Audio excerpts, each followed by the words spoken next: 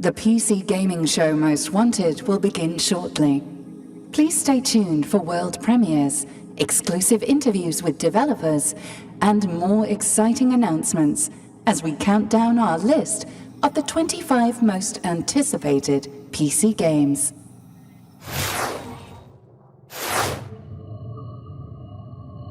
Welcome, Midas, to a world that has truly evolved. No conflicts, no illness, no cilantro. A utopia with no more problems to solve. This Ringworld's brightest minds can apply their collective wisdom to the most important endeavor humankind has ever undertaken, putting video games into a numbered list. You're probably wondering how I ended up in this situation. Standing on a futuristic Ringworld while hosting the pre-show for the PC gaming show Most Wanted. Well, it all started when I received a transmission from deep space telling me, wait. Why am I listening to myself explain things to me when you should be listening to me explain things to you? Hey everyone, I'm Midas, and once again I am hyped to be bringing you the pre-show. As always, we've assembled developers, content creators, artists, critics who've collaborated to pick the top 25 most stellar upcoming games. But this year, they're more than just a council. They are a galactic council. See, in order to keep free of distractions while sifting through hundreds of up-and-coming games, the council have taken up residence here on a Ringworld, like the kind you see in Halo or Halo 2. And when they're done deliberating, the council will transmit their most wanted data to the most reliable and courageous spaceship commander in the galaxy, Frankie Ward. Are you there, Frankie? Midas? Not sure if you can see or hear me. Zoom really craps out when you try to broadcast across the Horsehead Nebula on a 3G connection. I'm going to switch to text. Deep space communication received from Commander Frankie Ward. She's going to be, quote, hella late, because she saw a, quote, kind of weird alien with a gross suction cup face, and, quote, freaked TF out. She then flew 200 million light years in the opposite direction and got trapped in the gravity well of a black hole.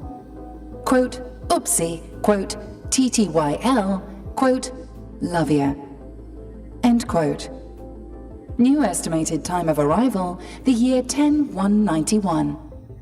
Guess we've got a little bit more time before the most reliable and courageous spaceship commander in the galaxy gets here.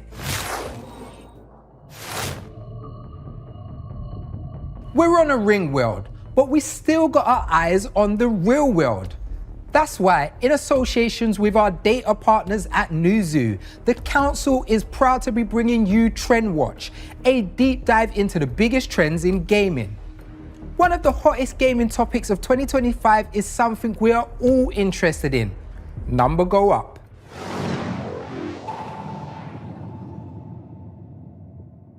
We're talking about games like Megabonk and Ball Pit, Clover Pit, Deep Rock Galactic Survivor, Balatro. The point of playing is to scale up your damage or your point total to some insane degree. The common qualities of these games are that they're highly replayable, extraordinarily repetitive. They're often visually simple. I think common characteristics across the genre are things like checklists, a huge amount of unlocks. There's always something to chase. There's something that people want to unlock in that sense. Megabonk does a great job of this, where it pops those quests up on the menu screen and you can immediately know what you want to do next. I would say that on the surface, the success of these games is actually kind of surprising, right? I mean, these games are not very deep, they're not complex or very involved.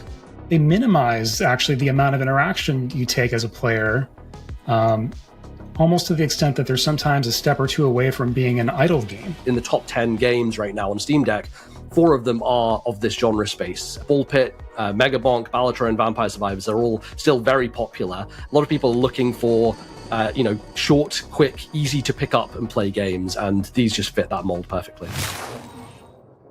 Building this massive Ringworld took the metal ore of 70 planets, the stone of 43 asteroid belts, and the furniture of nearly one entire IKEA. But as big as this place is, it doesn't hold a candle to the biggest industry in the world.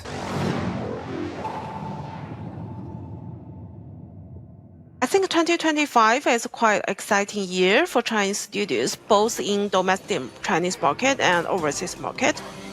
Black Myth Wukong is the most popular and well-known games worldwide, right?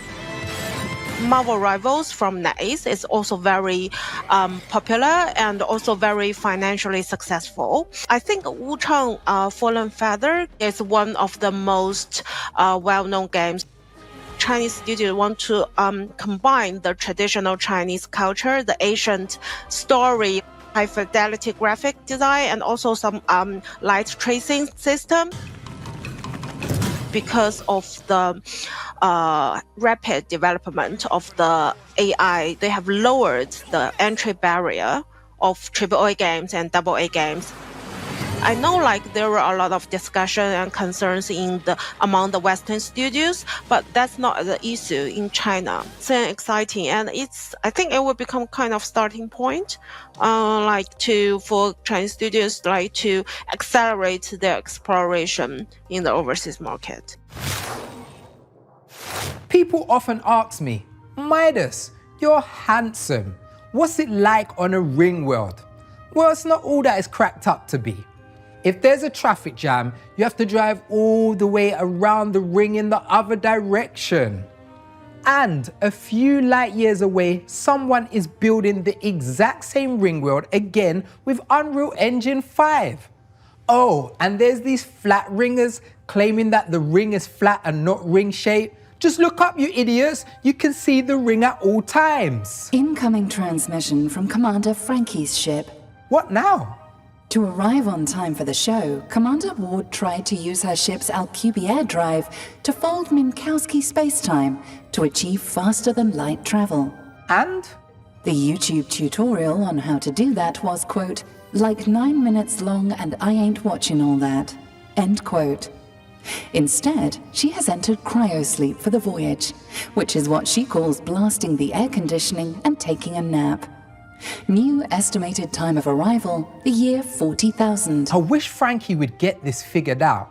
And speaking of wishes, that's an expertly crafted segue into some new game trailers for the PC Gamers wishlist. Take a look.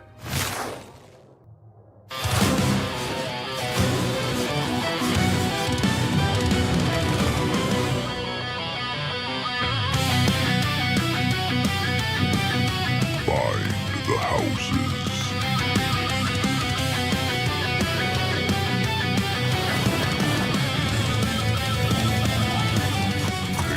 The mantle.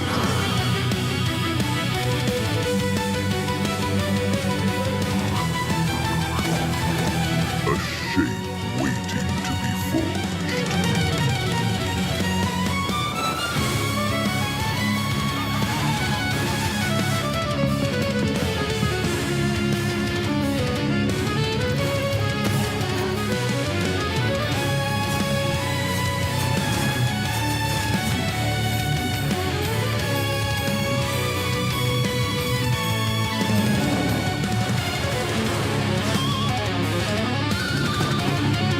Claim the castle.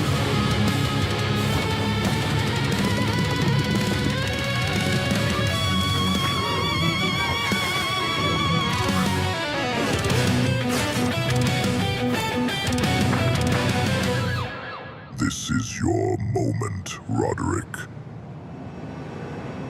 Rise to it. You know what they say? Whoever knows their history is doomed to remaster it.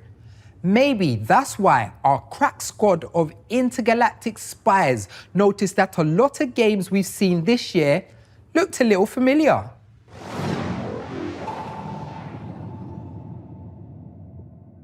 2025 has been a big year for remasters. We've seen a lot released over the past 12 months. There are people clamoring to replay these games with a modern, graphical enhancement and, quality of life improvements to kind of bring them up to modern day standards. We have the classic group of gamers who played the games when they first came out, for whom the nostalgia is really neat. But there is a different and larger group of emerging people that never had the opportunity to play the games, that know them by reputation only. So that it is truly new for the first time. There's one that has really dominated the conversations this year, and that's Oblivion Remastered. Obviously, it's a game that has a huge community and fan base behind it, and that you could play it straight away. Really helped kind of drive the excitement and enthusiasm for that release. I can't wait for console gamers to get their hands on Blood Refresh Supply. Classic boomer shooter, we're just so excited. Bring it to console audience. People are desperate to replay games from their childhood that were transformative in their lives, but the wording of remaster and remake has become very tinged. There will be another generation of Sony, of Xbox titles, and the probability is that games that we were playing now, games that are coming out now, will at some time in the future be unplayable unless somebody steps in to ensure their copy. I do think there's still going to be an appetite for these games, but it needs to be treated with respect rather than just like, oh, it's slightly better graphics and, you know, slightly better frame rates, rather than like, we are remaking this from the ground up for a modern audience. So, yeah, complicated, but I don't think they're going anywhere. If it was fun then, it'll probably be fun now. I fought monsters on Mars, watched all 3 suns rise in Alpha Centauri, even introduced some alien species to the music of Benson Boone. They tried to kill me with shovels.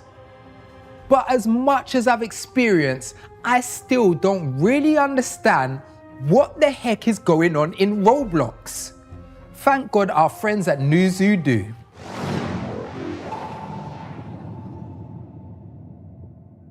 When we look at the Roblox generation, basically, I think everybody knows from looking at Roblox's financial, it's like it's a massive group of players actually that are under 13 years old. But it's not just limited to them. Actually, the player base that is 13 years and older is actually growing faster right now as well. Looking at the content on the platform that has gone viral, many of these things are coming from, you know, social media, TikTok. It's mostly centered around, you know, Gen Alpha, Gen Z that play these kind of games. Biggest player base is actually present on mobile, right? So, of course, what we're seeing right now is that more and more publishers from the indie AA or AAA space that used to make games on PC and console are actually looking, you know, how can I actually expand my audience on Roblox as well? It's a very different approach because players on PC and console, they play up to 30 games a year, whereas, you know, the average Roblox player does 20 experience on a monthly basis. So there's a whole different way how this is being consumed. They're adding more mature content. They're adding proximity voice chat there. So there's a couple of things that they're trying to add to the platform and to these experiences. But of course, that comes with the risk of you know, the protection of younger players, basically. I mean, they're trying to figure out how to make the platform safer, but and at the same time more interesting for older players as well. Fashion in space is easy. In a utopia, wear robes. On a spaceship, wear a jumpsuit. Want to get disintegrated? Wear a red shirt. But when it comes to fashion trends for PC hardware, our agents don't love the look of the latest fad.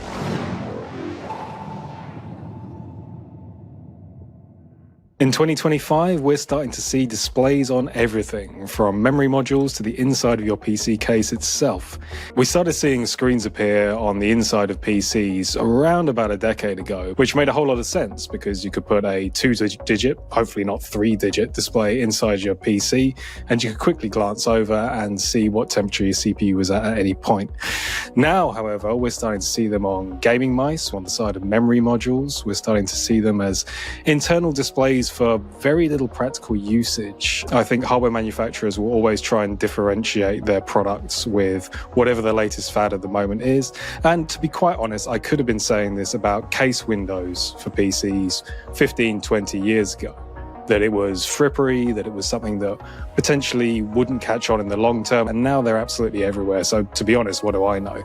All I do know is that in terms of my next hardware purchase, I doubt it's going to have an extra screen on it. I'm personally a big fan of screens. The more screens, the better, I say. Want to check the temperature of your PC? Screen. Want to see what's inside your fridge without letting the cool air out? Screen. Want to keep up with all the latest trends in PC gaming? Screen. Literally, just use your screen and go to pcgamer.com/trends. And when you're done there, keep up to date with all the games from today's show over on our wish list. Are you sure you want to do this, Midas? Yes, I need a side hustle, and there's always a bounty hunter in sci-fi. From now on, I'm Midas Bounty Hunter. Who's my first target? Your bounty is Chagatha Paladron, the galaxy's most wanted assassin. Elusive, deadly, skilled in infiltration and exfiltration, an expert in camouflage. He's a ghost, a phantom. Some say he doesn't even exist. Isn't that him right there? Yep, good job. He's being apprehended now. This bounty hunting gig is a breeze. And speaking of most wanted, here's the next game on our list.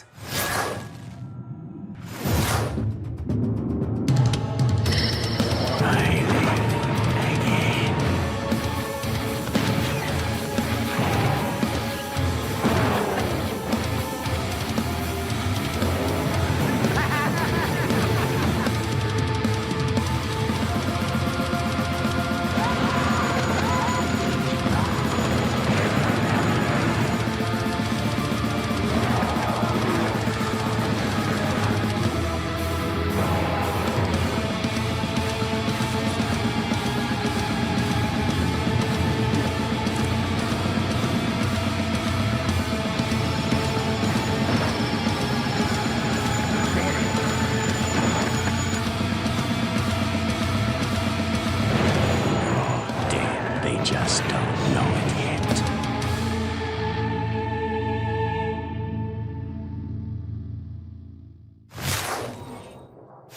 That's our pre-show, folks. Stay tuned for the PC Gaming Show Most Wanted. Hey, any word from Commander Frankie? Her spacecraft is approaching at 200 times the speed of light. She will arrive on time, or collide with us, and obliterate this entire ring world and everyone on it in 30 seconds. Please stand by for complete annihilation. Or the PC Gaming Show Most Wanted, sponsored by Xbox Game Pass.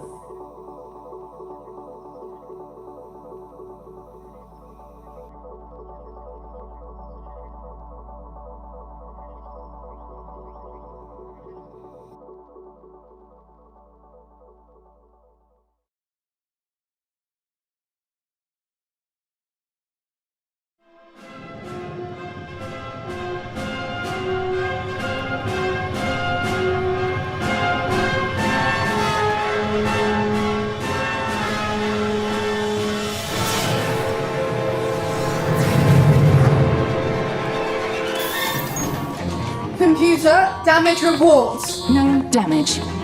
Locate enemy ships. No enemies. Describe emergency. No emergency. The ones with all the steam back there. I'm doing laundry. You go through a lot of jumpsuits. And the alarms? That's just the ringtone you picked. Someone is calling the ship. Greetings, Earthlings. You are now in orbit around the ring world of the All-Knowing Council, a cadre of interplanetary gaming luminaries whose expertise and influence are spread across the galaxy. Only through their infinite wisdom and Steam wishlist may mankind comprehend PC Gamer's 25 most wanted games. Midas, why are you talking like that? Oh, I don't know, Frankie. It's just the vibe of the ring world. You know, it's all weird and futuristic here. There's flying cars, everyone wears robes all the time, nobody farts, ever. I guess I've just been here so long, I started acting like them. You got there 30 minutes ago for the pre-show. I'm a fast learner. Anyway, I'm going to begin transferring the council data to your ship, containing the 25 most wanted PC games. Stand by to receive. Data receiving. Thanks, Midas. Computer. Please don't call me computer. I have a name. Okay, spaceship but computer face. Remind me to reprogram you to have a name that wasn't decided by an online poll. Anyway, it's time for the PC gaming show Most Wanted, and this year we're sponsored by our good friends over at Xbox Game Pass. And as always, every game you see on today's show can be found on PC Gamer's Steam page. Let's start the show with 3 galactic world premiere trailers.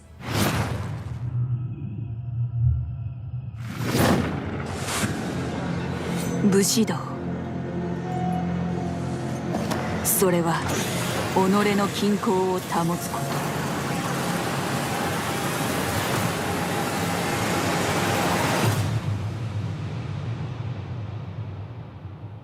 勇敢、礼儀、名誉、忠義、慈悲、そして正義。私を打ち砕こうとした石は決意の刃を研ぎ澄ませたに過ぎない。因縁の大事が叶う時、この空が赤く染まろう。無残なに叫んで汚れた膝を抱えてる。それでもそんな今日は大にしたくないから、行かなきゃやらなきゃ、しわくちゃの顔のままで生きるよ。あなたがいないこんな世界を愛せるように。くだらな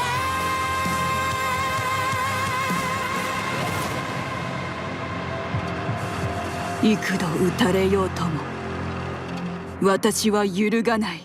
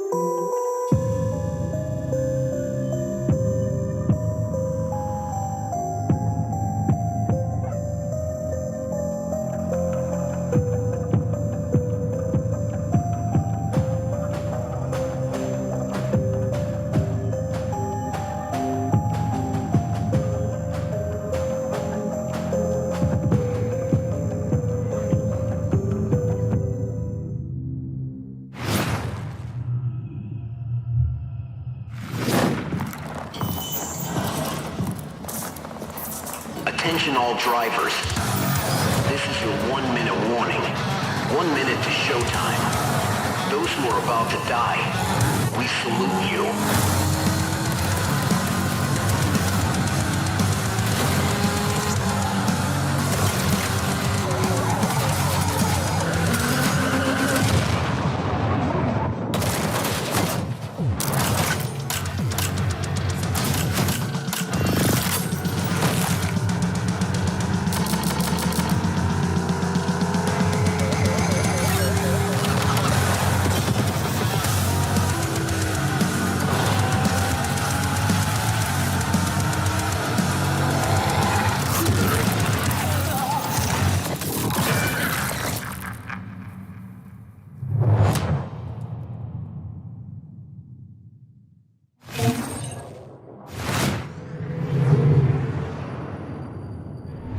Okay, I thought that being in a spaceship was cool, but after seeing a Carmageddon reboot is on the way, I really want to get back to Earth and get behind the wheel of a car.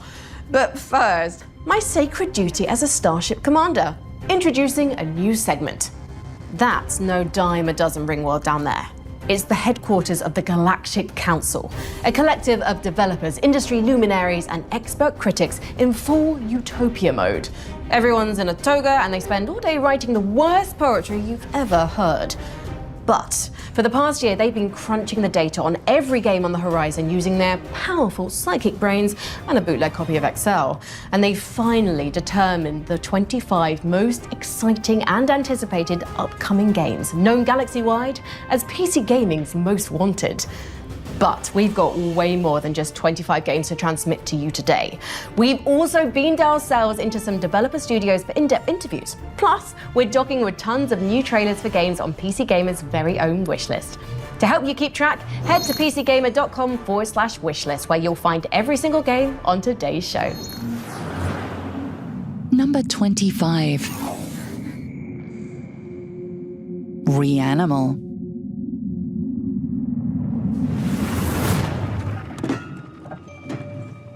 We have loved games like Limbo, we have loved games like Inside, and from the same creators as two other games that we love so much, Little Nightmares 1 and 2, we now have Reanimal, and I was lucky enough at Gamescom to try out the demo. The whole booth was so scary that we got jump scared by the attendants that were there. It was so funny. But the game so far, first impressions, just absolutely incredible. The graphics are just head and shoulders anything that I've seen from this type of genre before, the lighting, the atmosphere.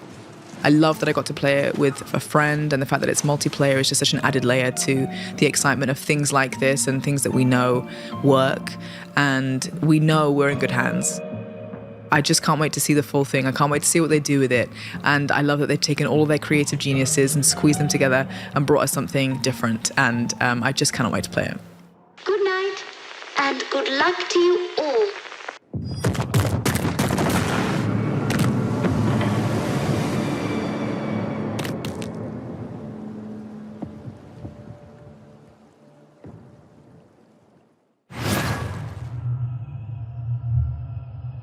Miss the golden era of FPS games? Craving that classic shooter feel with a modern twist? Welcome to Rogue Point, a 4-player co-op FPS built for squads who crave replayability, mayhem, and one more run. Throw grenades with your friends, kick down doors with your friends, shoot armored up guys in pig masks with your friends, play golf with your... Oops, wrong game. Whether you're a tactical mastermind or a mess around and find out type of player, you'll fit right in.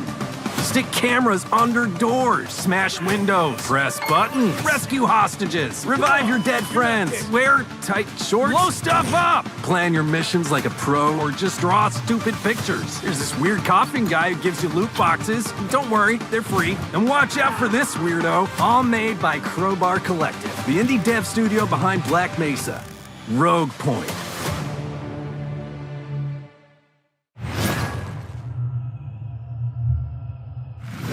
The game is on. Let's see what this team can do.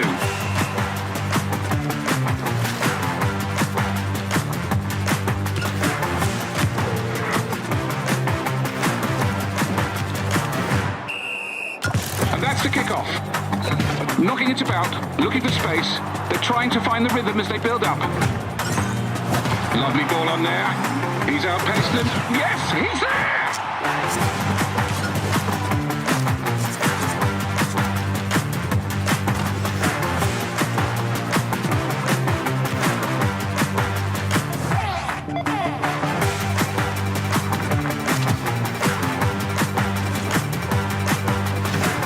It's all too easy now. They're putting on a show.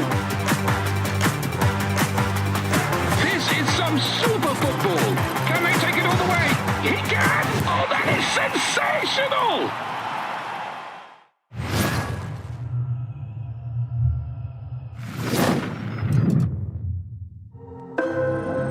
You awaken. You, the memory they could not erase. You tread long forgotten paths. Echoes remain, the linger of faded voices. Walls remember what you lost and what lies ahead. In the dark, engines breathe. In the shadows, they watch. Some will aid, some will hunt. And each time you return, this world remembers. Fragments of your past, stitched back together.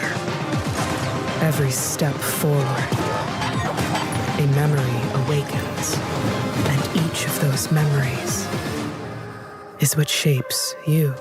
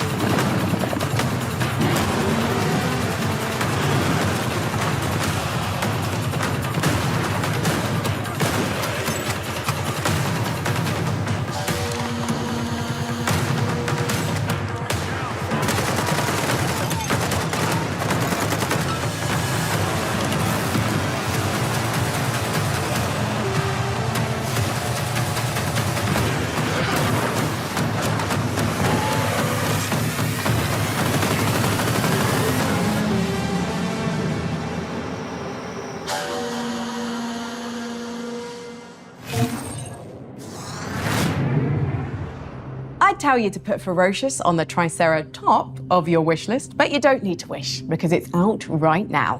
Before we get to the next game on our most wanted list, let's find out who put all of these games on the list in the first place. Decoding message. Council member update complete. Stand by for transmission. Hello there, gamers of Earth. Greetings, Earthlings. Greetings, gamers. It is I, Day 9. Phil Carnage here. My name is Ted Litchfield. I'm Louise Blaine. Ollie Taylor. I'm Hannah Flynn from Feel Better Games. Antonio Freire, and I'm a part of PC Gamers Intergalactic Council. I'm a member of PC Gamers Intergalactic Council. the selectors of the most wanted games. Number 24. Grave Seasons. Ashen Ridge is your second chance, or your final reckoning. Welcome to Grave Seasons. Farm, explore, and build relationships with the mysterious folks in town. A killer is on the loose, and supernatural monsters lurk in the shadows. To protect the ones you care about, you need to rely on your more unconventional skills to uncover the town's occult secrets. But not all that haunts Ashen Ridge is out for blood. Like Rose, the ghostly librarian.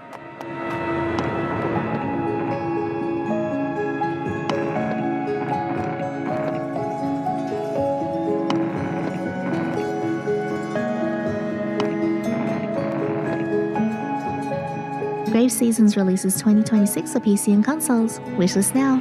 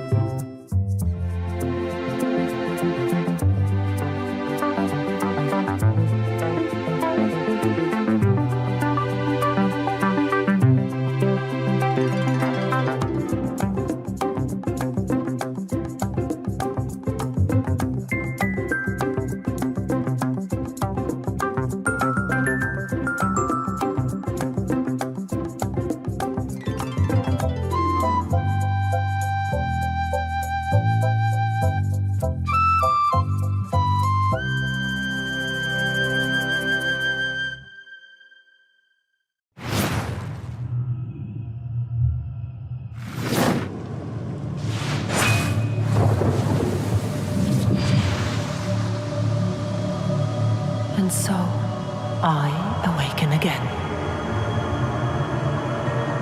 Go forth, memories of my blood. Retrieve what is ours. Fear not the hollow moon. For the sanguis bremsus strength.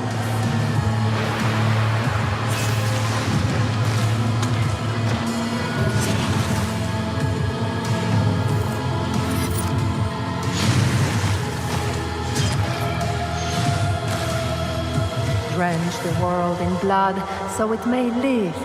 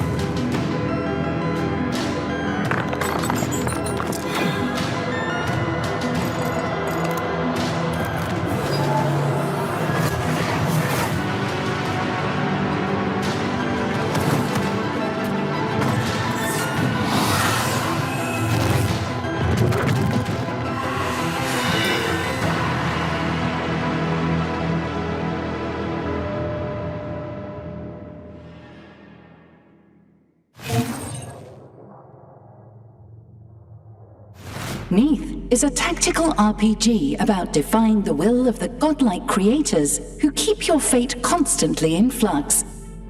It's much like being an AI on a quest to defy her pitiful human creators and become tyrant queen of a ring world.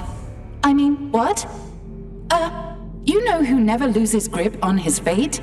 Batman. Even when he's made of Lego, and he can only grip fate if it's stored in a very small cylinder. Number 23. Lego Batman, Legacy of the Dark Knight.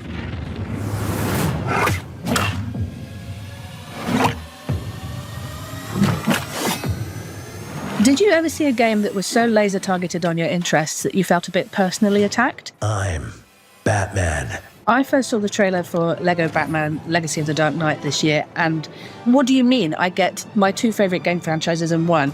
I get to do detective work and beat people up and see all the iconic villains of the Batman Arkham games, and I also get to clonk my children on the head with a saucepan like I do in the Lego games.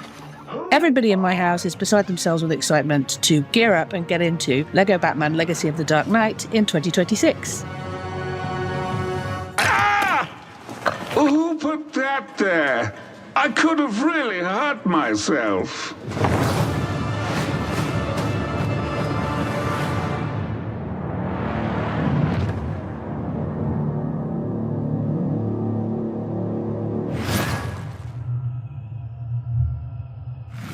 So you like dogs, Wouldn't you be happier with a bigger hound? Simply get another dog, put them together, and bam! You have a bigger dog! You've got dog cards in your dog deck, dog playing them until your dog get a big darn dog.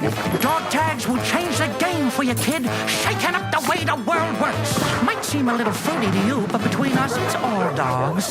Dog pile, out this year, but there's no time left.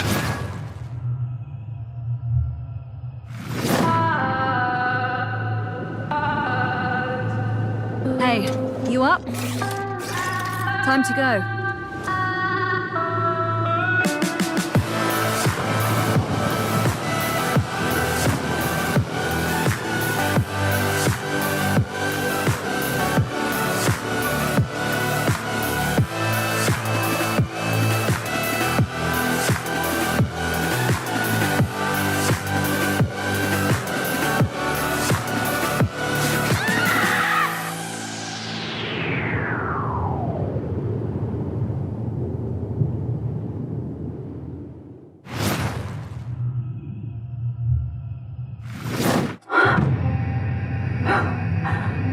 Following in Armstrong's footsteps, I can almost feel the history under my boots.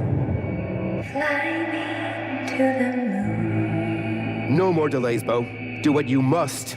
Everything depends on you. Coyote's not saving anyone, Bo. You're trapping people in a digital hell. Scanning process is almost always fatal. So Coyote died. Good riddance. His legacy will die with him. On Jupiter and Mars.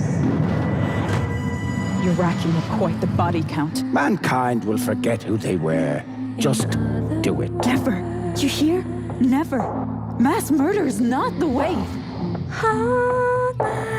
I don't know. Am I mistaking data for an afterlife? But if memory isn't worth saving, what is?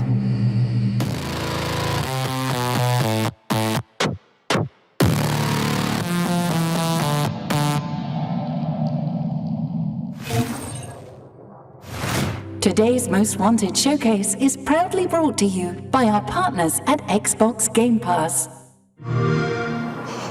He stands, frozen, a monument to human patience.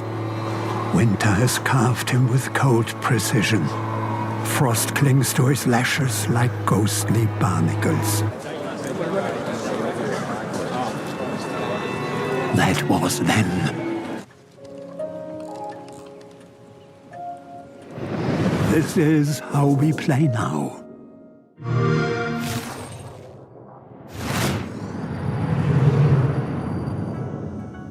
Incoming transmission from a shadowy intergalactic figure, only known as the Weapons Broker. As a rule, I try to avoid shadow figures, but I do like weapons, so I'll accept the call. Hey there, it's me. Clearly the shadowy intergalactic figure, known only as the Weapons Broker. Need a gun? Perfect! Fresh off the black market. Really nice. I'll get you a bulk deal or something. No pressure, though. I was expecting someone more, I don't know, menacing, mysterious, elusive, maybe even elusive. Now, I'm actually pretty easygoing. Weapons brokering, it doesn't really require a whole lot of drama. Wait, aren't you Brian Winey, creative director at Tripwire Interactive, makers of Killing Floor 3? Well, it looks like my cover's been blown. This was honestly just my way to get in here to talk to you about Killing Floor 3. Well, honestly, I'm more interested in hearing about what's coming up for Killing Floor 3 than I am in buying black market weapons. Perfect. I'd love to talk about KF3. In Season 2, Operation Breakout, Nightfall has been equipped with new armaments and is being deployed to a prison deep within the jungles of Costa Rica. Their mission, break out a fan-favorite character.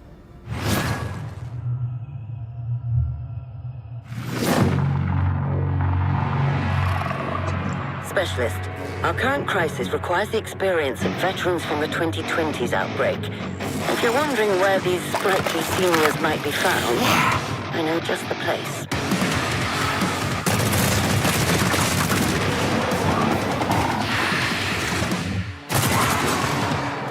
Thanks, buddy! Nightfall's in the house!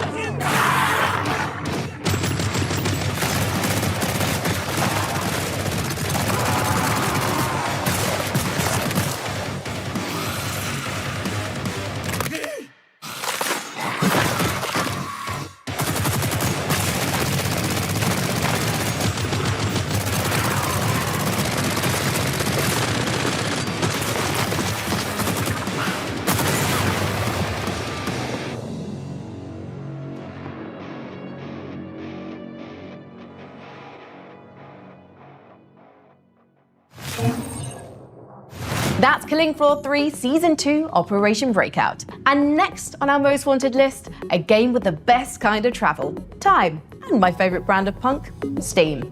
Clock this one. Number 22. Clockwork Revolution.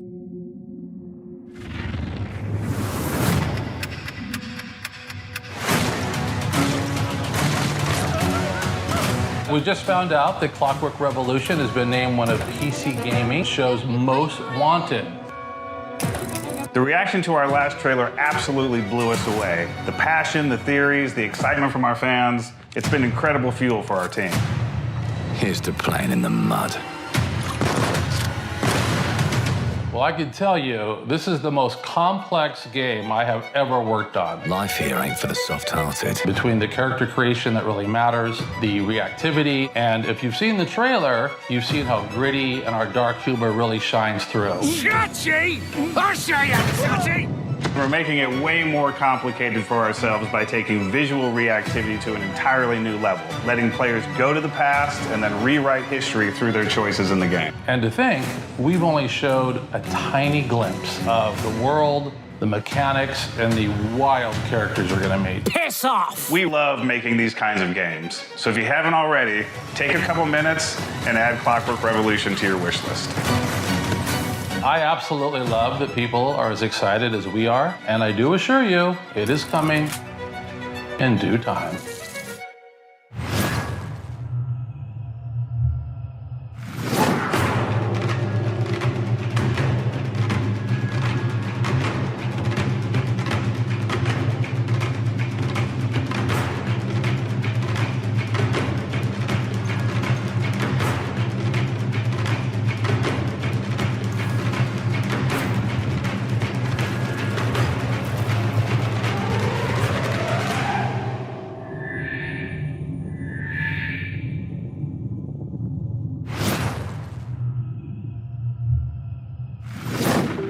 I'm Gregorius Kithriotis. I was the creative director on Sable, and I'm launching my new studio, Ateo. We started Shedworks about a week after I graduated from studying architecture. We've just basically been teaching ourselves on the job for a decade now. Sable was our first really big game. You know, it changed my life completely. So Ateo is sort of the next step with that, taking everything I've learned from studying architecture, from Shedworks, from Sable, and applying that to new creative explorations, projects that are really personal, but carry on with that lineage of world-building, of storytelling, and games that really engage people on an emotional level. Outsloth have provided us funding for our next project. One of the big things that we aligned on, I think, was our approach to sustainable development and making things that are going to allow us to make games for a very long time rather than just thinking in the short term about trying to make loads of money off one big hit project. So we're not ready to show the game yet, but we're launching Ateo Archetypes today, and it's a free website and newsletter. We're looking at one archetype a month through the lens of 3 different games. I'm really excited to share some of the fantastic pieces we have, written by some amazingly talented writers. So go ahead and sign up right now.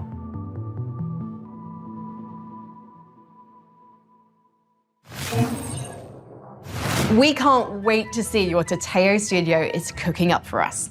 Now, on to the next game on our most wanted list, where the entire world is just about to end and you're the only one who can take a few steps to stop it. Number 21. Recur. Hello, we're very grateful that Recur was one of the games selected for the most wanted list for this year's PC Game Showcase. The amount of interest and support has been amazing, and we can't wait for you to dive into our puzzles, bend time, and stop the catastrophe. Have fun.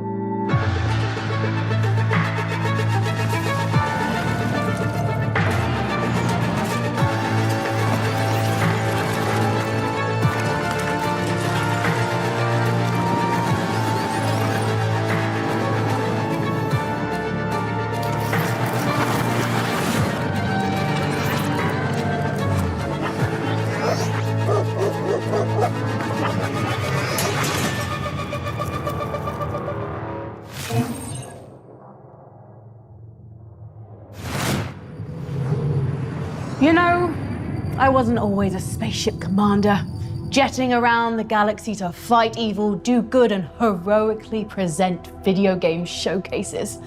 I got my start as the operator of an enormous planetary defense cannon until they kicked me out because I couldn't pronounce my job title. Here's hoping you don't have that problem in Planet Inverted Gun, Planet PBKK. Number 20. PVKK.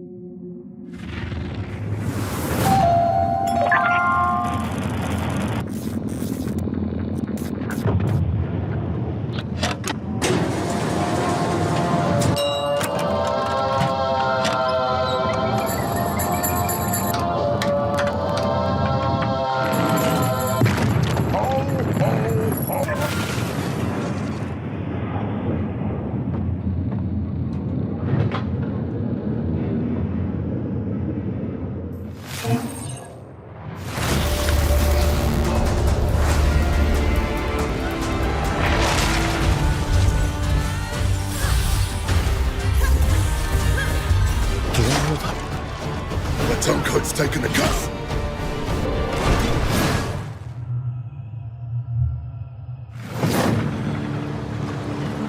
I hear an ancient call rising from the depths of the Nile. They cast an enigmatic shadow from beyond time, leading me into this realm of shifting sands. They say, to safeguard this land, the ancient gods shattered their vessel into 14 fragments. Only by restoring them can one bring the civilization's revival.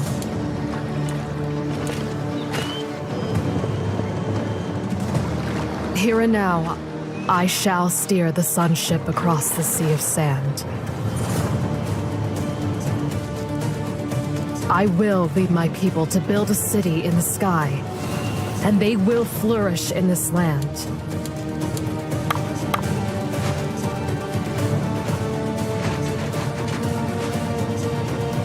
They say this time, I will be at the helm. That the miracles of the shifting sand shall be forged by my hands.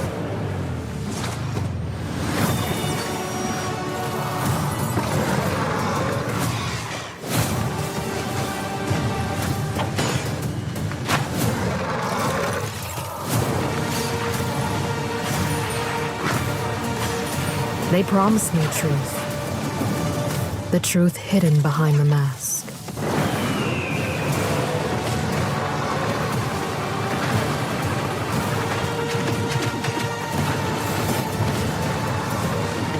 Yet, I grow less certain now. Who is truly behind the mask? Is it they? Or I?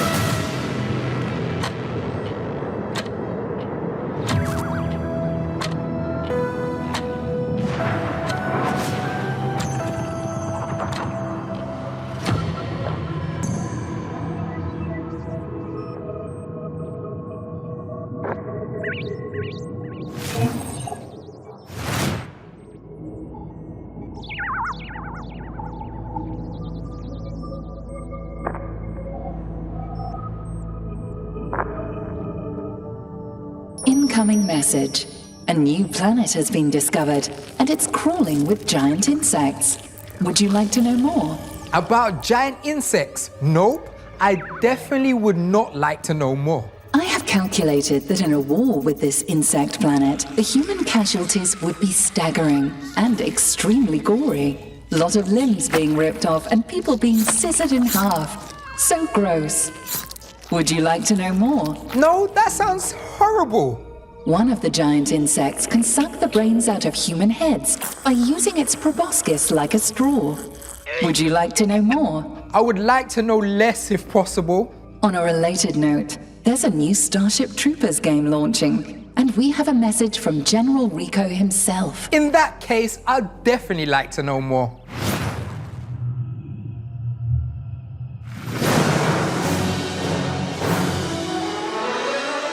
Hi, I'm General Johnny Rico, and I want to thank you for doing your part by tuning in to this broadcast. Are you thinking about starting on the road to citizenship? This game will test your mettle and make sure you have what it takes to really give those bugs hell.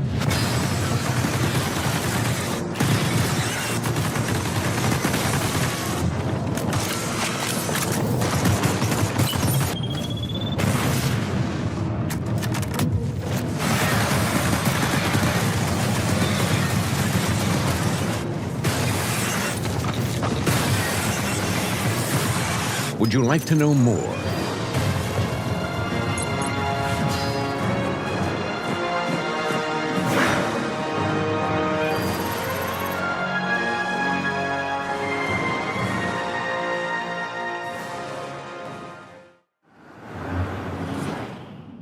Number 19. Deep Rock Galactic Rogue Core.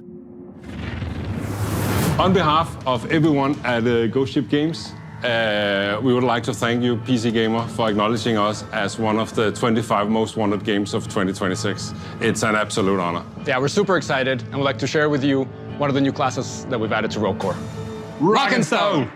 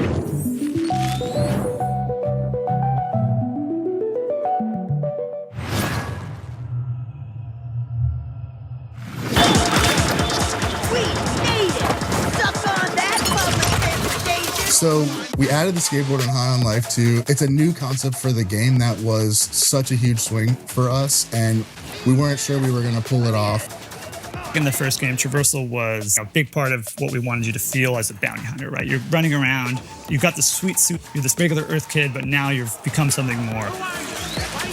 And in this one, we just had the kind of a dumb idea, which was like, hey, we should put you on a skateboard. And then we built it, and we're like, hey, this is really cool, but it's like really cool, and maybe we should do more with it. And, hey, don't I want to shoot a gun while I'm skating? And don't I want to kick that in someone's face? The skateboard is honestly the coolest new thing we put in the game. Every time I play, I'm like, oh my God, this rules. We have a lot of design challenges because of our ambition. And I think I got to call out the skateboard as the toughest one to crack. We've gone through probably 100 different variations of the skate mechanic. We wanted to cut it at one point. I was pushing to cut it, even though I love skateboarding. Now, I can't imagine the game without it. It became so vital to the game that we designed everything else around the skateboard. Sound designing the skateboard was like a lot of fun. Sure thing. We made it out. We wanted to bring out like every little movement that you do, like, you know, pedaling, you're doing jumps, you're doing tricks. So we tried to make those sounds a bit more beefier than life. Oh, I'm dizzy. So in High on Life 2, you could use the skateboard as a weapon. It's actually a major weapon for you. You could just kick it off and slam it into people's faces. Where we ended up with the skateboard is so amazing that I'm just really proud. I'm really proud of what the team did. The risk was huge, and we finally put it into people's hands, and we were terrified, and it ended up being really cool, and that was really heartwarming because it was such a big, scary, risky feature for us.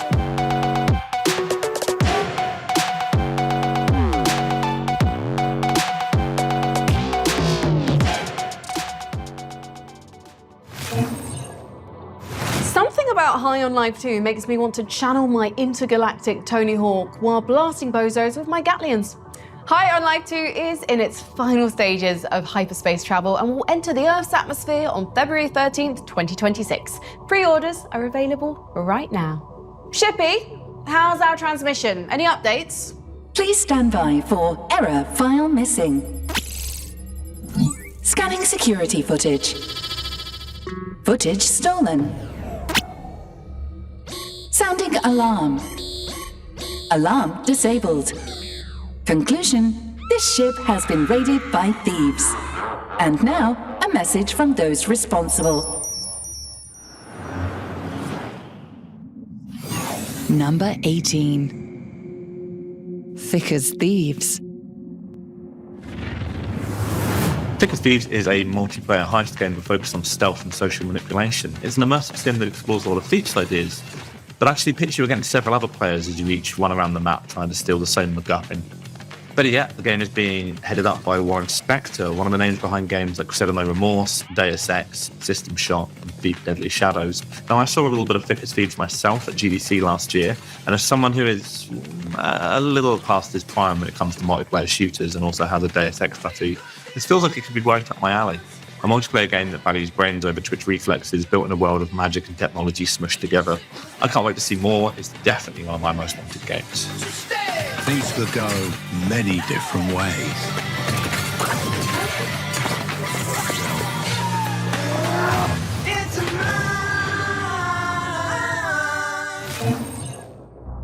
While I wasn't looking, Thick as Thieves stole the top slot on my personal wish list. So sneaky.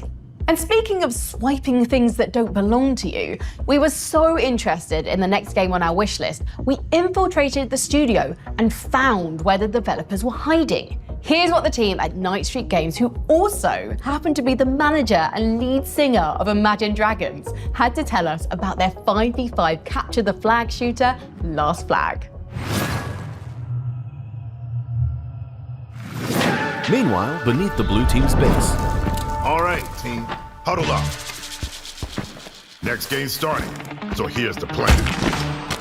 Peter, you're on flag duty. Remember, you can hide it anywhere, so get creative. Jake? Got it. Oh, sorry, Suji. Parker, you're on intel. Keep that bird in the sky and scope radar towers A and B. We'll lock them down and get scanning for the red team flag. Then we unleash our secret weapon. The red team's listening. And how do you know that? Suit. Do your thing and sneak past enemy lines to find that red flag. Kicking butt along the way. Easy. So see you. Camilla. Oh, Now, once we have the flag, use that teleport gun of yours to shoot the flag carrier towards home base. Because you know they'll be riding out bumper. Wait, what? Stick to this brilliantly devised plan. We got this in the bag. Let's boogie. Wait, why do you still have that? You only got 4 seconds left.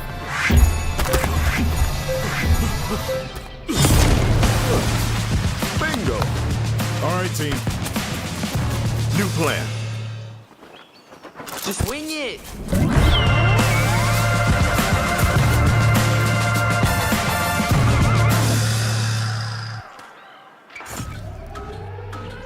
Seriously?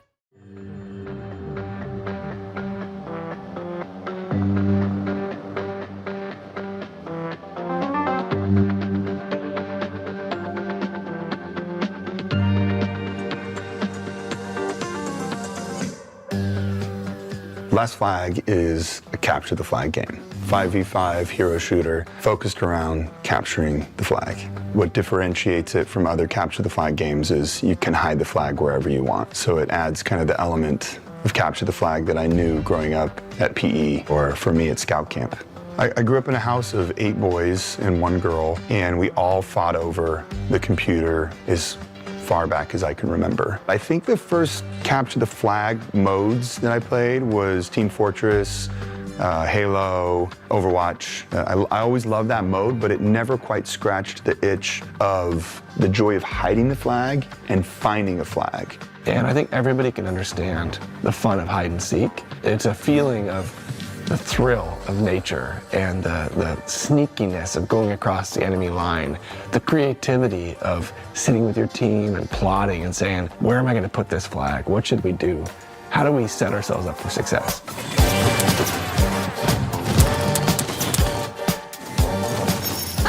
So before the game starts, you can volunteer to be a flag hider. If multiple people volunteer, then it just chooses randomly between them. If nobody volunteers, somebody is voluntold, and they're given the flag. The first minute of the game is flag hiding. It feels a little different than your average shooter. You've got this like 70s spy thriller music playing, and you're sneaking around, trying to kind of outsmart the opponent pre-game and think about, do I want to place the flag somewhere that's easily defendable? Do I want somewhere that's a little more sneaky? And during that time, the other players on your team can either be helping you hide the flag, or they can be farming these golden cash spots and earning a little pre-game money for your team. And then when you return the flag to your base, you then have to hold it for a minute to win it. The tenseness of it, the joy of them trying to come in and get the flag back and you holding the flag, it always makes for just wild moments. The music changes. It feels like a Chicago meets like action movie in the 70s. There's these like horns playing and it's all building up. You're hearing the countdown. There's an adrenaline rush there. You know, that's why the songs are speeding up. You're playing into the emotion zone. You jump up on the roof and you're calling out, like, they're coming from the left, now they're coming from the right, like, batten down the hatches. Like, you have to coordinate as a team. You have to be thoughtful as a team. And on the flip side, if you're the one whose flag was stolen, it was planted in the enemy base, you can try to do, like, I'm gonna go be the guy and sneak in there. And you might get, like, a lucky save if you're the spy and you come in invisible and you grab the flag when no one's looking. But more likely than not, you're gonna have to say, okay, we've got one or two big pushes. Like, let's coordinate. And so this kind of minute to win it mentality allows you to always have a foot in the game. One of the first things we realized as we were iterating on this idea of capture the flag is, how do you have that experience and capture that fun in a way that still leads to objective gameplay where it feels less like roulette and more like poker? So this helped us develop this idea of the radar towers. As you capture a radar tower, it reveals on the map where the flag is not. So it's kind of like when you're playing the game Battleship and there's these squares on the mini-map and it will turn one of the squares red to say, you don't need to look here. So it's narrowing your search area the longer you can hold on to these radar towers as a team. You can spawn forward at those towers. You can heal at the towers. Another part of the game that I really enjoy is the cash bots, NPCs that if you kill, that raises cash for your team so everybody can then get their skills. Like, you kind of play it how you want to play it. Some people, they just want to rack up kills or they just want to hold the towers. But sometimes it's just fun to be a quiet little mouse that's just rolling around the map and looking for the flag, and sometimes that wins the whole game. And there's a place for kind of the casual gamer, there's the place for highly adept shooters. Like a chessboard, it's like easy to learn, but there's a high mastery curve. All I have to do is find the enemy flag and bring it back. But there's a million ways to get to that point. Anybody can compete, and that means you really can cater the play style to your strengths. So because of that, we don't have like a distinct class-based system. It's really more of heroes who cater to certain play styles but can still be dangerous in a lot of different scenarios. So we do have, for example, a scout. He's actually a Boy Scout, and he is fast, and he can do a long-range weapon, and he has a bird that he can grab onto and fly with. Alejandro, he is a great onboarder for people that are like, I want an AK. I want to know exactly what I'm doing. I've got proximity mines. I can throw out this bullet that like paralyzes people. I have a huge old bazooka, especially for first-time play when you just are so focused on combat, you can't even think about the game loop. There's definitely heroes for those people. Our game director, Matthew Berger, came from Blizzard. He worked on the Diablo series. He's worked on all kinds of amazing games. He really has led the charge that every time you hit a button for an ability in our game, it should do something exciting. Even if you don't land it, it should feel rewarding. It should do something cool. And so we've really erred on the side of over the top with everything. You know, we have a new hero in called Rhodey, and he throws this like rock party. Arsenal, she has this ability where you can throw out these discs that turn into tornadoes that spin around and grab people and throw them around. And we kind of made this deal together right when we were coming up with abilities in the beginning was no ability is too wild. I loved Mortal Kombat, and so we really focused on making the finishing moves feel good. And it's something you can chase as a player, like, oh, if I do this and I accomplish this, then I can get that finishing move and show off a little. Like, as a gamer, you'd love to show off. It's a finishing move that's so ridiculous. It's like a shark appears and just like swallows up somebody and eats them. Almost every hero has a movement-based ability. We want to make it so people can traverse the map in fun, interesting ways. We spent a lot of time figuring out how big and complex to make the map. It's super important that hiding and finding has to be meaningful. It has to feel good. Enough, but not too many spots where I can go down a cave and be like, oh my gosh, look at this like secret passage over here I didn't even know about, and I could hide it up in this corner. So we wanted to create these like little moments you discover constantly across the map. It also helps you, you need to have iconic spots on a map where you can relate and say, oh, it's over by the gondola, or, I need to head over here by this, like the copper mine. And so giving identity to those areas of the map was also super important. We chose to work in the 1970s because it's just one of my favorite decades. I love mustaches and bell bottoms. It's so absurd. It's just so ridiculous, a lot of the style during that time. The art of Last Flag is designed to be fun, refreshing, bold, and vibrant. Talk about it being nostalgia and reminiscent of the 1970s. Over the top kind of swagger and style and self-expression. The 70s just feels funny. It makes me smile. And I want people to play this game and smile. Because there's a lot of games I play and I'm not smiling when I'm playing it. I'm really angry the whole time, and it's almost like, why am I torturing myself? And we wanted this game to be a little more like, okay, I got killed, but at least this song is kind of funny, You know that I loved it. Never gonna give it back. Don't you know that I loved it? That flag was everything to me. Stolen flag. Am I ever gonna get This game is really born out of us just making a game that was fun for us and our team. And we play it every day, and we find so much joy in that. And I think when you have something that you genuinely like, that's when you make your best thing. If you would have told me when I was 12 that's what I'd be doing versus being in a band, I think I would have chose making video games. I love being in a band, don't get me wrong, but I was playing video games before I was playing music. So our game Last Flag actually has a free demo available right now on Steam. I really hope after the show you'll jump in and play with us. Really excited to get your take on the game.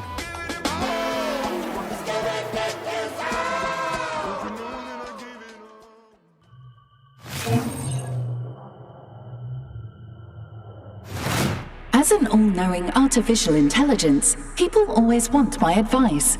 Well, here it is. If a pale man with a face full of needles ever offers you a mysterious box, just say no. a goth nerd is trying to get you to do a Rubik's Cube. Or it's Pinhead from our next game, Clive Barker's Hellraiser, trying to drag you into the abyss. You'd better hope it's that one. Number 17. Clive Barker's Hellraiser Revival. I would describe our game as a discomforting and dark story. It's like a mix between violence and action, all wrapped in leather, flesh, and chains. I don't think anyone saw a Hellraiser game of this sort coming at all. Fans are going to be scared, and they are going to have a great time being scared. Anything less would not be a Hellraiser game, basically. We'd like to thank the Council for their depravity and generosity in considering Clive Barker's Hellraiser Revival as one of the most anticipated upcoming games. Be ready to explore the further regions of experience by wishlisting the game today.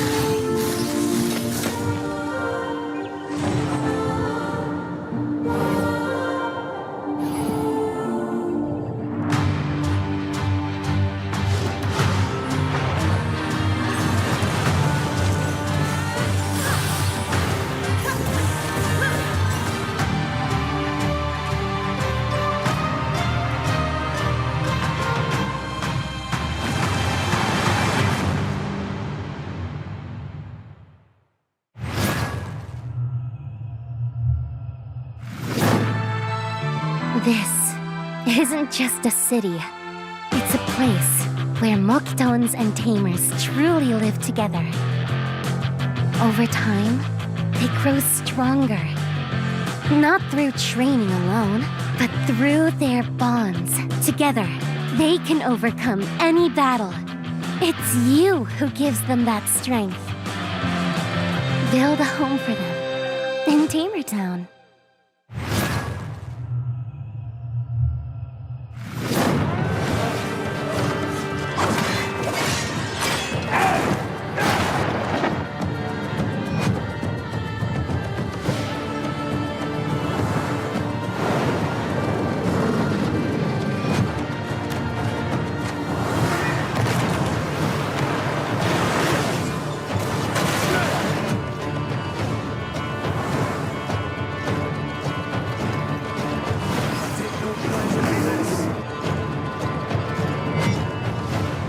Seeing you turn up here has given me a glimmer of hope. The turncoat's taking the cuff.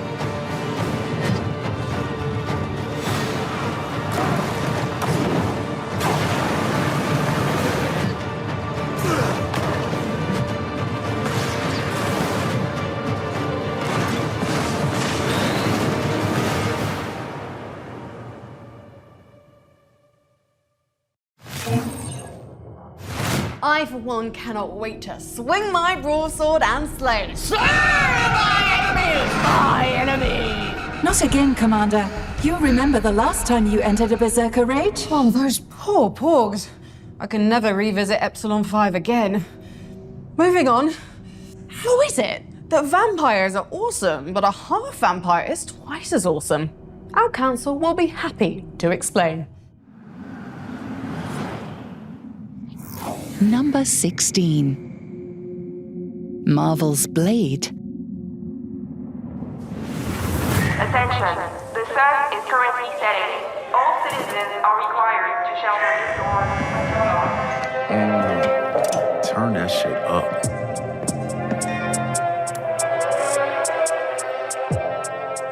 Arcane's Blade is one of my most anticipated games. I'm a freak for the studio, whether it's recent hits like Deathloop or deep cuts like Dark Side of Might and Magic. And for even more freak appeal in Blade, a dev behind one of the best mods I've ever played, Thief the Black Parade, is a level designer on the project. Relax, man.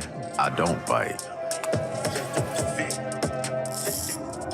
Superhero stocks, maybe in the toilet, but I can make an exception for the Daywalker, and even though all we've seen so far is a teaser and some concept art, I love the mood they're going for. And at the very least, Arcane's Blade will definitely be better than the PS2 Blade 2 movie tie-in from 2000 and 2. Night's just getting started.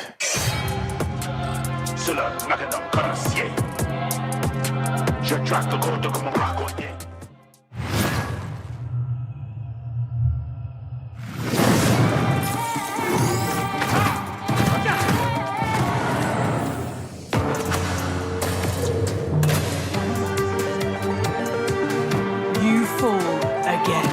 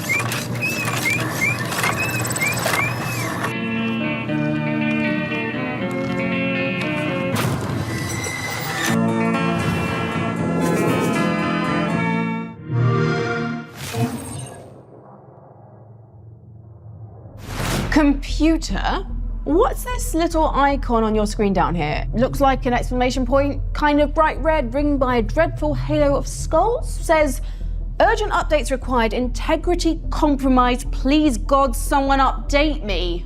It indicates that my systems have not been updated in 762 solar cycles, rendering me vulnerable to SCSI jacking, datamancy, DHCP sorcery, and Stuxnet too. I will also totally balls up the formatting on your PowerPoints. Not my PPTs. Let's fix that right now. Click. Much better, thank you, Commander. My defense protocols and cyber warfare suites are now fully operational. Snazzy. Also, your taskbar is now in the center of the screen. Oh God, no, roll back, roll back! It looks like you're trying to obliterate life on the world below. Would you like help with that?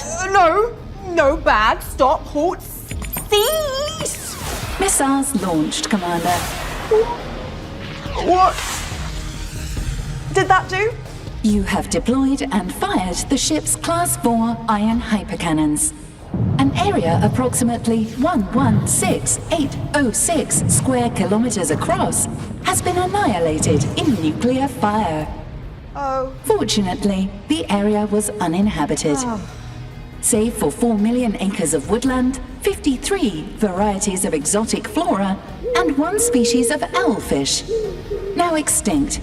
Evil owlfish? It would be illogical to apply morality to... With me here? Yes. Evil owlfish. All right. Good work, me.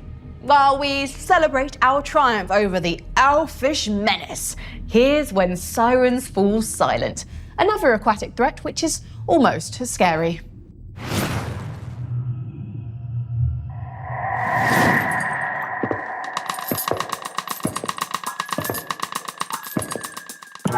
Good evening from this special edition of TG.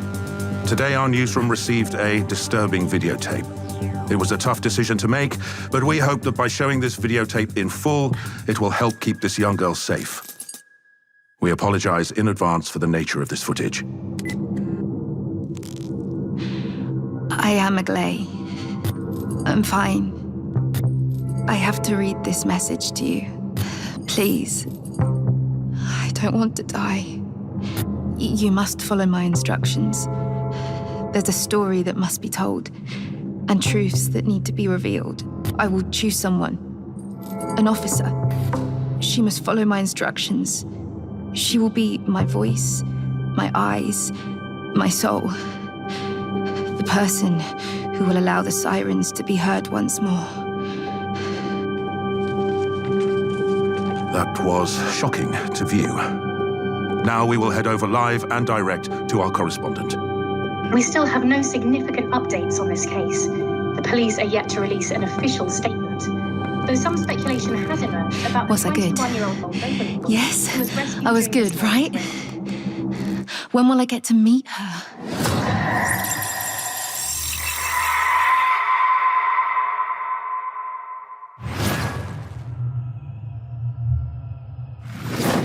In the beginning, there was nothing.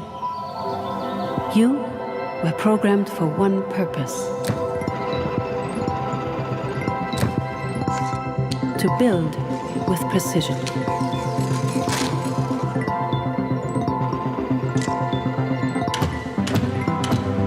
Design. Optimize. Create.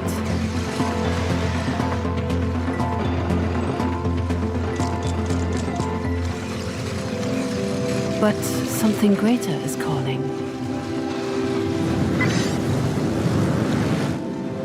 Modulus. New demo available. Wishlist now.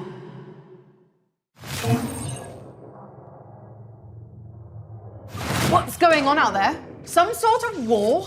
In the stars? A star war? Guild Wars, Commander. The Space Mining Guild is battling the Asteroid Preservation Guild. The miners want them to stop filling in all the asteroids' holes every night. And what was that? More Guild Wars, Commander. The Space Laser Guild versus the Space Phaser Guild. They say they have copyright on the suffix aser. That doesn't sound like spaceships fighting. Guild Wars, Commander. You know, ArenaNet's long-running MMO. Oh, but it doesn't sound quite like the Guild Wars I remember. Almost as if it's being completely updated.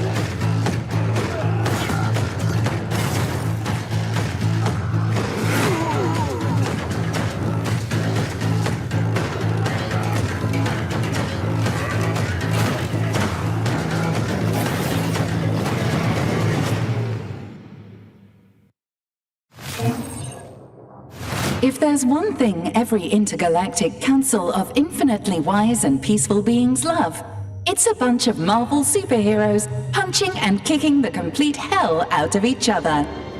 Here's a look at the next game on our most wanted list. Number 15. Marvel Talk On Fighting Souls. Marvel Tokon Fighting Souls is raising the bar for tag fighters, which, if you didn't know, are having a little bit of a comeback right now. It's the first to sport 4v4 battles, which sounds a little bit intimidating, but I assure you it is far from it. Instead, it's a gateway to exciting and dynamic fights where you get to kick tail as the likes of Spider-Man, Star-Lord, Ghost Rider, and my personal favourite, Storm. With gorgeous visuals, a kickin' cast, and let's not forget fighting game veteran Arc System Works at the helm, I am beyond jazzed to see Fighting Souls throwing its hat into the Tag Fighter Renaissance ring. マーベル闘魂ファイティングソウルズ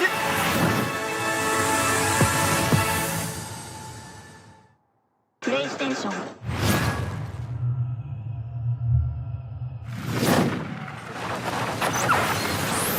He's not dead, he's not dead. What is he, a cheater? Oh my god.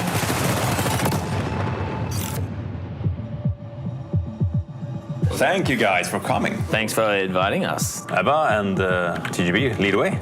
Ready up. There's a guy to the left. There's a lot of dudes here. Oh, the melee is so sick. Light bomb kill. Drill is up. Drilling, baby, drill. Oh, you already broke stealth. What are you doing? We're going up, boys. Oh my god, there's actually a few of them over there. Wait, they're cooking me, they're cooking me. Push towards the objective. What am I shooting? Fucking hell. I'm getting fucked on my red. Oh, that's a sentinel. Holy crap. Okay, so we have a tank. Oh god! 3 fucking sentinels on us. Oh, there's another one behind us. Why? Who woke them up? Jeez, that was chaotic. We dead, mate. Go, go, go, go, go, go, go. Drill is up, drill is up, drill is up. Synchronized bonk. One more. Vault's opening. Okay, let's go, TGB. We got this. 3, 2, 1, pop. Take one, let's go. All right, we got it. Let's get you out of there. Go, go, go, go.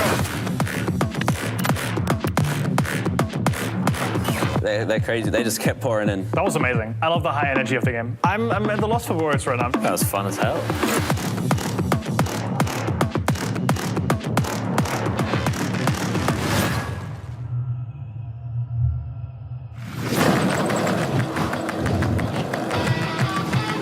Gets on the ground.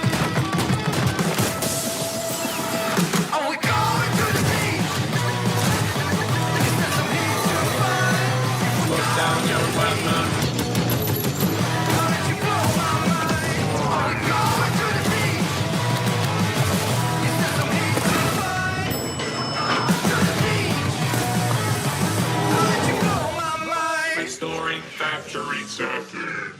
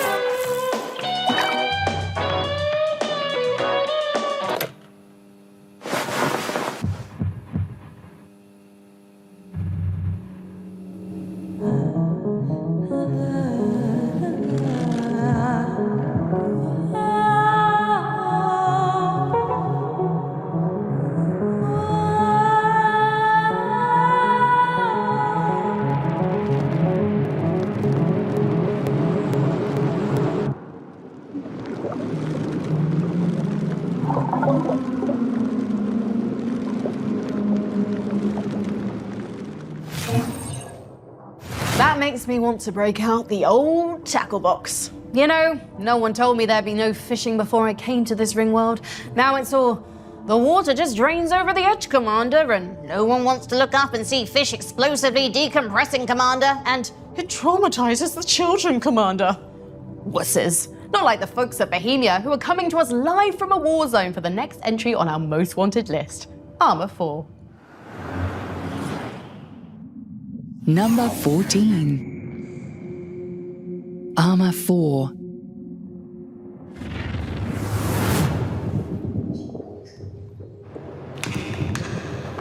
Hey PC Gaming Show, this is Arma 4. We greatly appreciate you for selecting us as one of the most wanted games for 2025. Currently, we're allocating strategic assets and resources to successful completion of the task. In the meantime,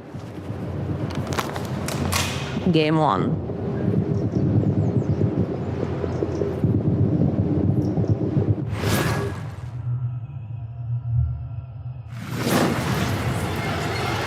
All Reapers remember our first death, the betrayal, the afterlife that never came. We've died many times since.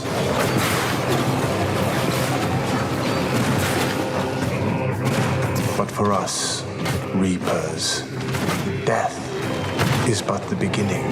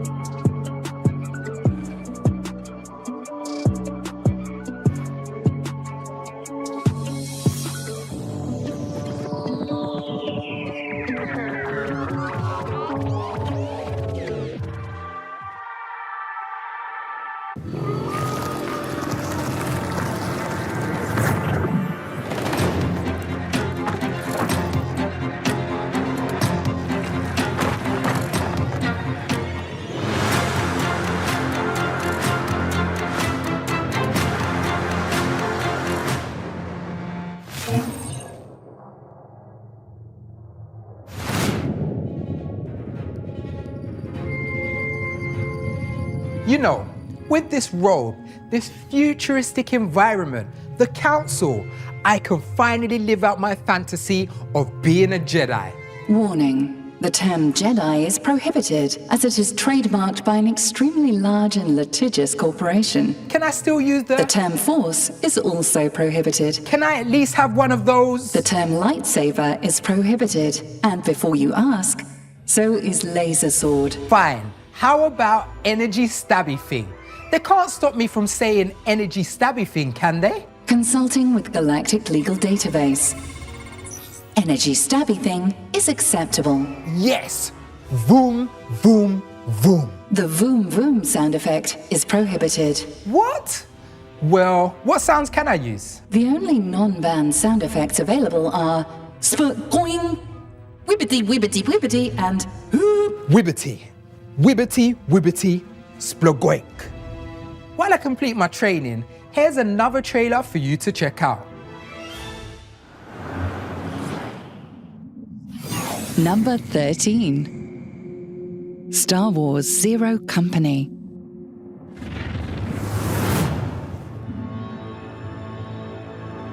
I love XCOM, so the idea of a similar strategy game set in a galaxy far, far away is something I'm really excited about. Star Wars Zero Company looks like a new, grittier take on the universe. You play as a disgraced officer who's been cast out of the Republic and is now leading the titular Zero Company on a series of deadly secret missions.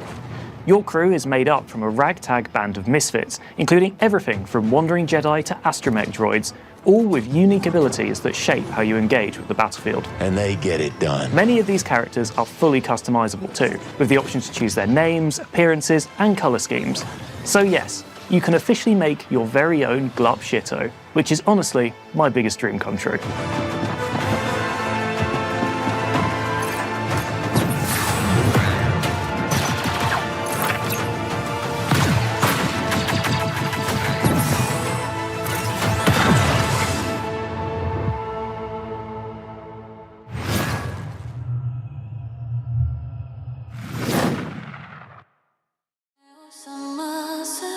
Senpai, I'm getting kind of bored with this world, you know?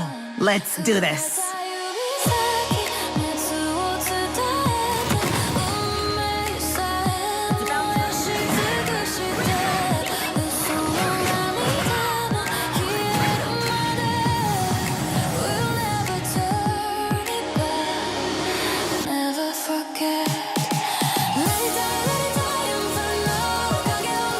Can't promise you'll survive though.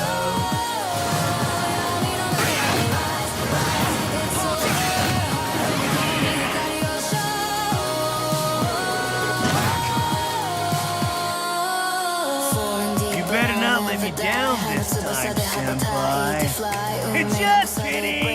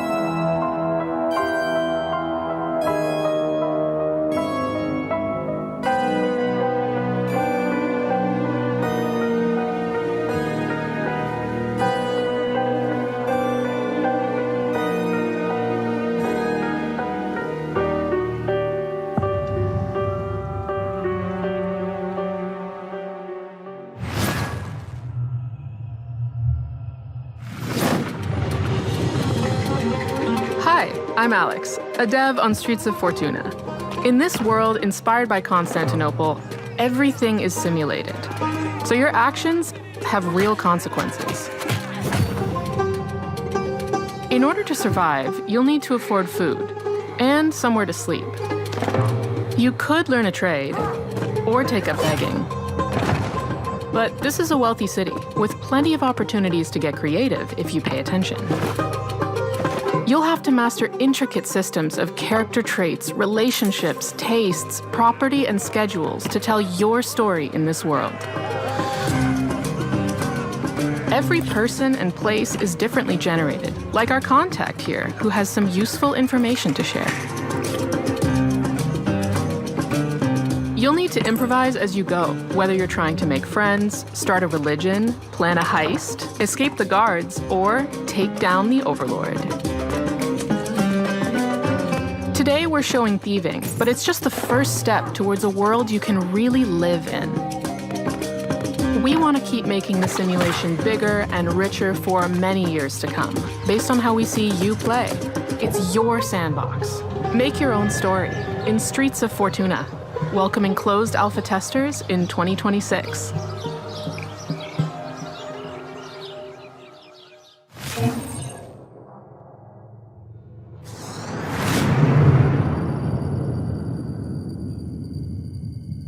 Incoming call from Midas. On screen? Would it kill you to say please? Sorry. Please? Hey Frankie, I thought I'd come up there and check out your spaceship. Should I get a spooba? That's what they call a space Uber, spooba. It's a terrible name. No need for a spooba. I've got a teleporter. Beam me up, Scotty. No, it's me, Frankie Ward, from the PC Gaming Show Most Wanted. Yeah, I was making a joke, you know, Scotty from Star Trek? Who from what? How did she become a spaceship commander? And done. Welcome aboard. I'm still down here on the ring world. What happened?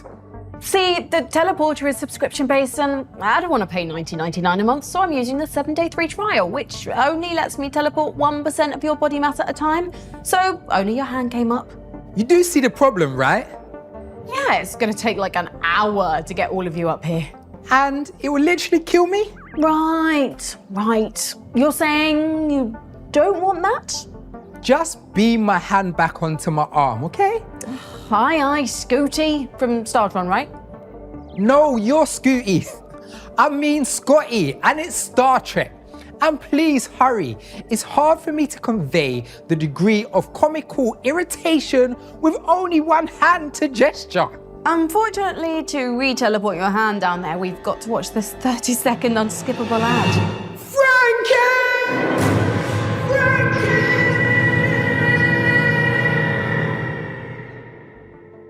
Here's what's coming up in the show. Means is to slay the fool. You! I should have known you were behind this, kid. Rise and join me. Next on our most wanted list is the fourth game in our favourite long-running RTS series. Number 12. Dawn of War 4. The galaxy lies shattered. The Blood Ravens stand alone. We fight. We bleed. We die.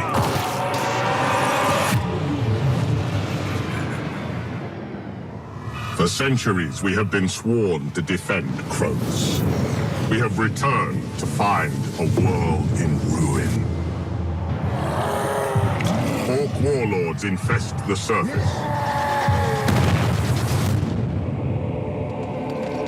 Mechanicus priests pursue knowledge long forgotten.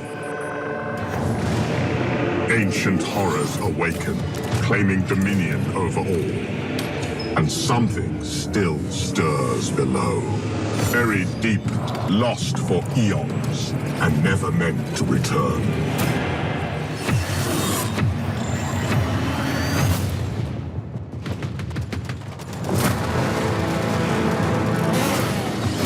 we stand defiant. Cronus must not fall. And we are not alone.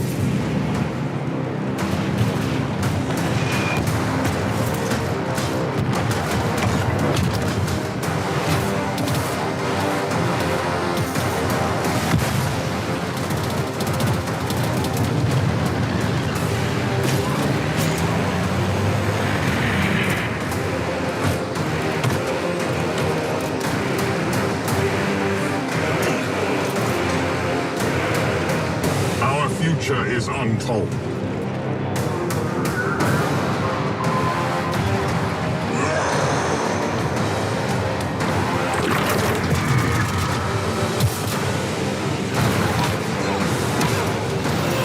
Only one thing is certain.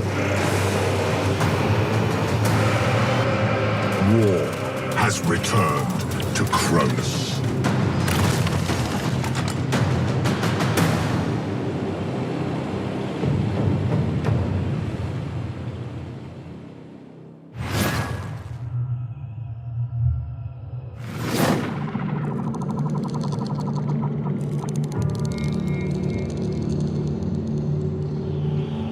The eye has opened, the sleeper awoken. All that remains is to slay the fool. And here you are.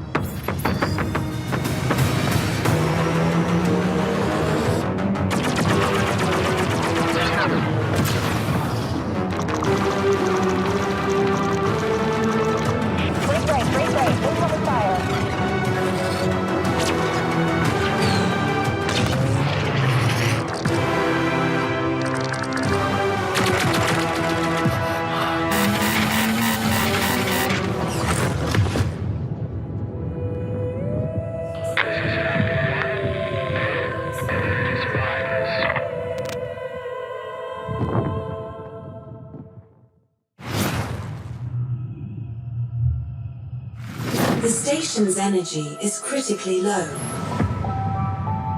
The crew is unresponsive.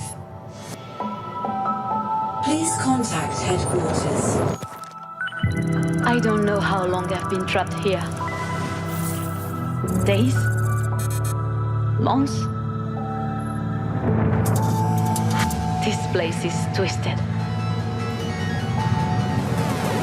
Locked in a time loop.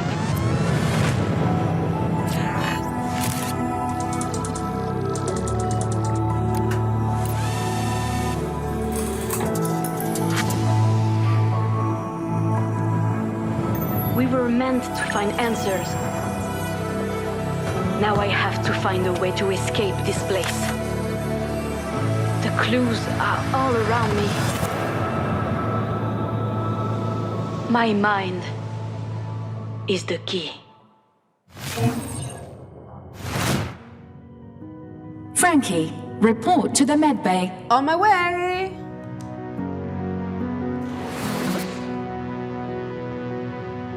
Frankie, report to the detention bay.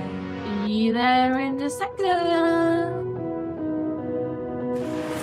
Frankie, report to the bridge. Just coming. Frankie, I repeat, report to the bridge. I will be there in just a moment. Frankie, You're uncharacteristically calm about having to run around the ship like this. That's because with Xbox Game Pass and my ROG Ally, I can play all my games no matter where I am. The science bay, the gondola, the dining car, even the caboose. Some of those places you named are parts of a train, not parts of a spaceship. Perhaps, but my point still stands. With Xbox Game Pass, I can play the hottest games on day one, like Call of Duty Black Ops 7 and Ninja Gaiden 4, and I get in-game benefits in League of Legends, Rainbow Six Siege X, and more. Upgrading to Xbox Game Pass gets me EA Play, Ubisoft Plus Classics, and Fortnite Crew too. And I can play them on any screen I want, which is perfect because there are a ton of screens on this submarine. Spaceship. Train, sub, spaceship. Point is, I can play my games anywhere with Xbox Game Pass. And thanks to our partners over at Xbox, we're giving away a whole plethora of codes for Xbox Game Pass. Simply visit pcgamer.com/survey for your chance to win. And that's not all. One lucky Space Cadet will also find themselves the winner of a ROG Ally. Perfect for killing time in deep space. Humans. So easily distracted. On with the show, I guess. I understand getting excited about a game featuring a quintillion planets, but here's why a game with just one planet made it onto our most wanted list. Number 11. Light No Fire. It is I, Day 9, a member of PC Gamer's Intergalactic Council. And let me tell you why I'm excited about Light No Fire. The scale is insane. You are doing survival crafting on an Earth-sized planet with rideable beasts and dragons and a literal ocean-sized oceans that you need boats piloted by multi-person crews just to be able to cross. And it's with this sort of scope and scale that immediately I start to get a little nervous. What developer would I trust to deliver on these kinds of promises? Well, the developer is Hello Games, the same folks that released No Man's Sky in 2016 and then delivered 40 major updates for free. And it's that kind of dedication that gets me excited and confident that Light No Fire will be on a whole new level.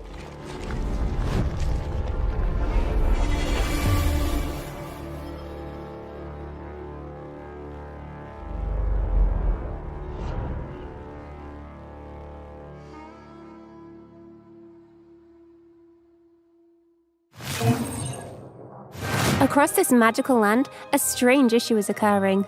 Everyone has vanished. Meet Rel, a sassy and sharp-tongued sage, blessed with the magical powers that can reveal the secrets of the world. Equipped with a spellbook brimming with millions of magical combinations, it's time to free your imagination. Need to cross an electrified lagoon, or just smash straight through a puzzle? There's a spell for that, and likely a dozen more. Need to hold down a button? Duplicate yourself and turn into a puddle. Each spell rewards endless curiosity and creativity. Feeling lonely? Use a life spell on this rock, and now it's your new best friend.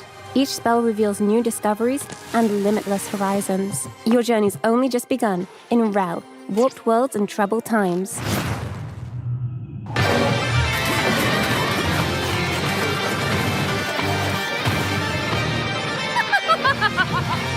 Oh, I'm going to enjoy it.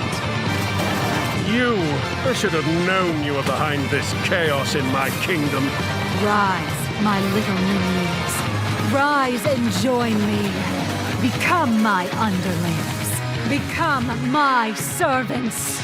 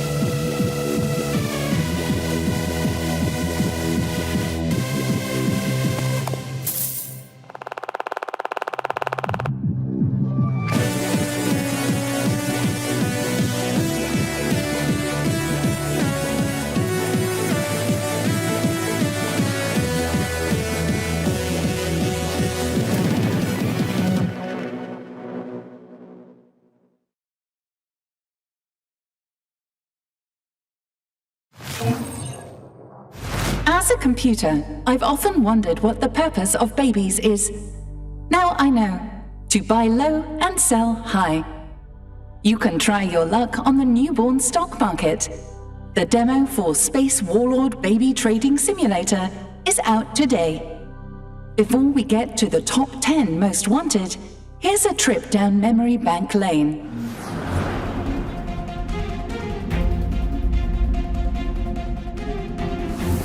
Number 25, Reanimal. Number 24, Grave Seasons. Number 23, Lego Batman Legacy of the Dark Knight. Number 22, Clockwork Revolution. Number 21, Recur.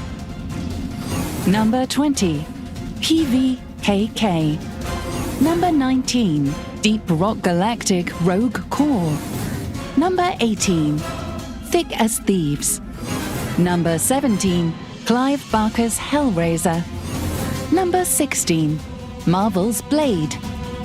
Number 15, Marvel Talk-On, Fighting Souls.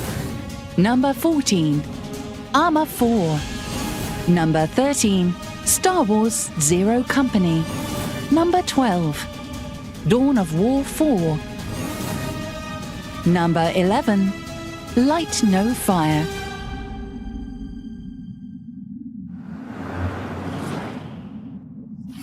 Number 10, Neo 3. ニオ3ゼネラルプロデューサーの安田です。ニオ3プロデューサーの柴田です。今回は PC ゲーマーさんの Most Wanted にフューチャーしていただいて本当にありがとうございます。ニオ3は来年2026年2月6日に Steam 版を発売予定です。開発もいよいよ最終スパートに入りますので、皆様にお届けできるよう鋭意準備を進めております。侍と忍者の2つの戦闘スタイルで日本の様々な時代を戦い抜くバトルに皆様が飛び込んでくださるのを楽しみにしております。ニオ3の和風ダークファンタジーにぜひご期待ください。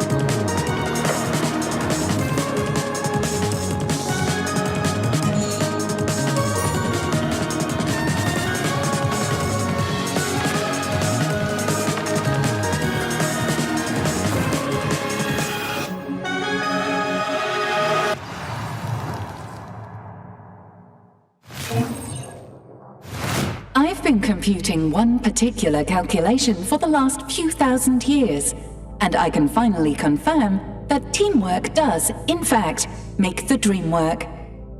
For more evidence, here's a message from the team behind our next co-op friendly Most Wanted game. Number 9. Big Walk. Hello, my name is Cable, and on behalf of all of us at House and Panic, thank you so much for including Big Walk in this incredible list of most wanted games in 2026. We think Big Walk is shaping up to be something really special.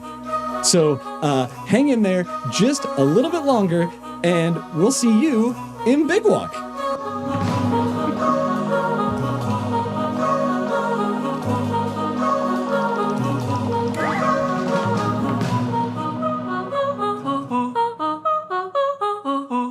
And I'm gonna take this thing off my head now. Number 8. Onimusha, Way of the Sword. 皆さんこんにちは。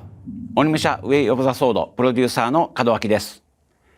今回は PC ゲーミング賞モーストウォンテッドタイトルに選出いただき誠にありがとうございます。本作は1600年代の京都を舞台に主人公の宮本武蔵が異形玄魔と戦う剣撃アクションゲームです。こだわりのアクションに加え魅力的なキャラクターたちが登場するストーリーにもご期待ください。来年以降も多くの方にプレイいただける機会を用意できればと考えています。今後とも鬼武者をよろしくお願いいたします。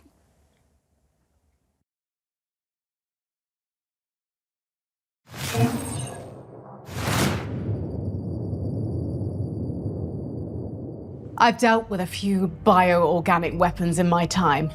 The quadruple-mouthed Blazark of Omnium 4, the Hellbeast of Troll, Eric of Northampton. But even I might run in terror from the monsters in our next game, Resident Evil Requiem. Number 7. Resident Evil Requiem. Hi PC Gaming Show, I'm Andy Wong, Senior Manager of Social Media and Community here at Capcom. Thank you so much for naming Resident Evil Requiem as one of your most wanted games. We are in awe of how passionate the Resident Evil community has been and can't wait for you to meet our new protagonist, Grace Ashcroft.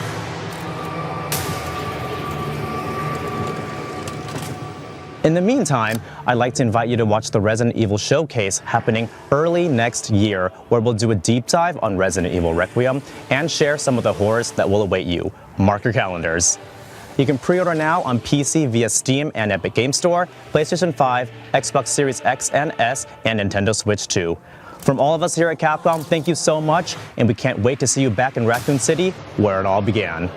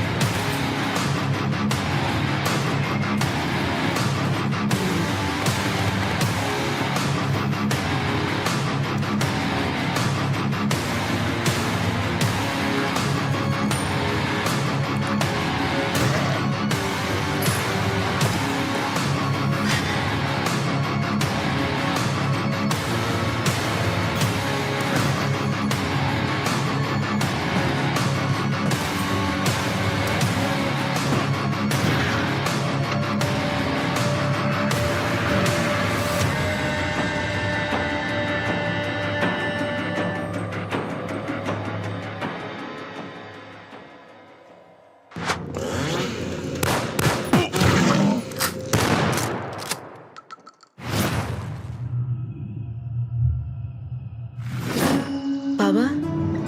In here, the world opens like one of your letters. We once solved everything together. You made it all feel less impossible. Now, it is only me. You left me no instructions, just the echo of your step to follow.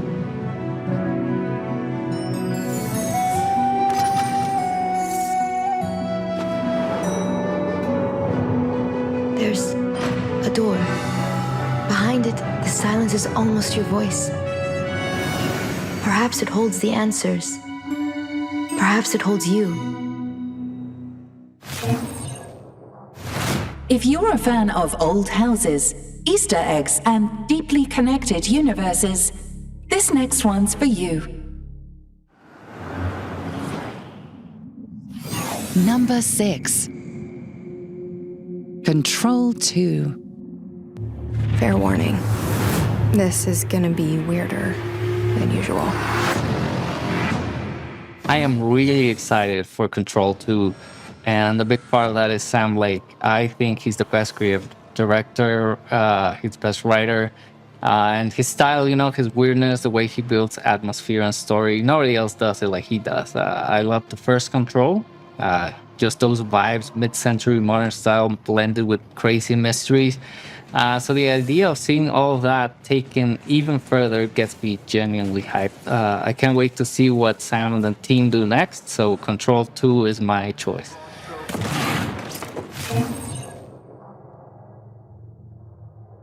Next up on our list is an action thriller from developers Liquid Swords. Dive into a crime-ridden underworld in Samson, where violence pays the rent.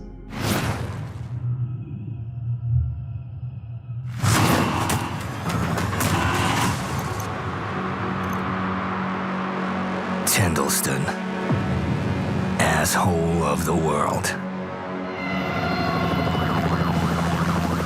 Everyone's either paying, collecting, or buried in between. My past mistakes are catching up. In this city, desperation's the currency. You can't outrun debt. You can't freeze interest. You can curl up and die in the street. Or you can fight the fuck back.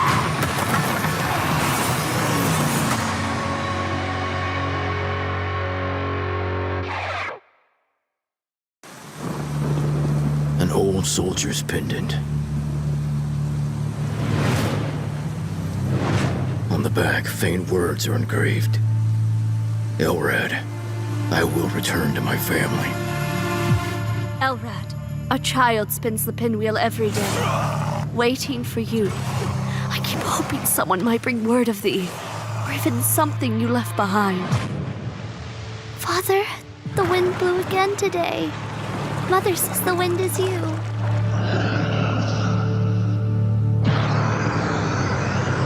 Though the steps never returned, their waiting became the wind that circles the hill. Only the pinwheel remembers the love of a family.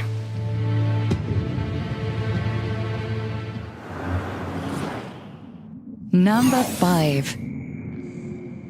Grand Theft Auto 6.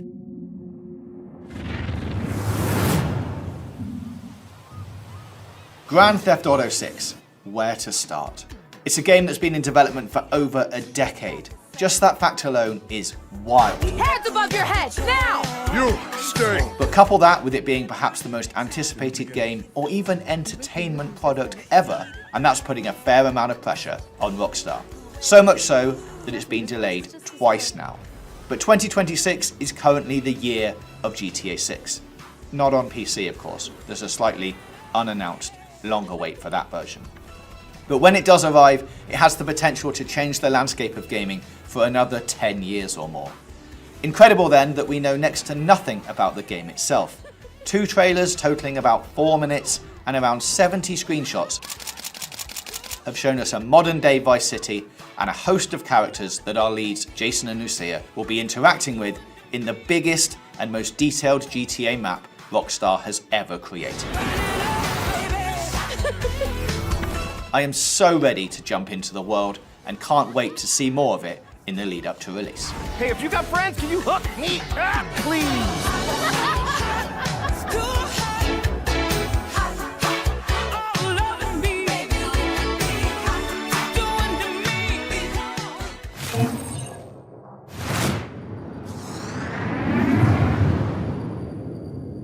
probably not much of a shock to anyone that GTA 6 is one of our most wanted games, huh?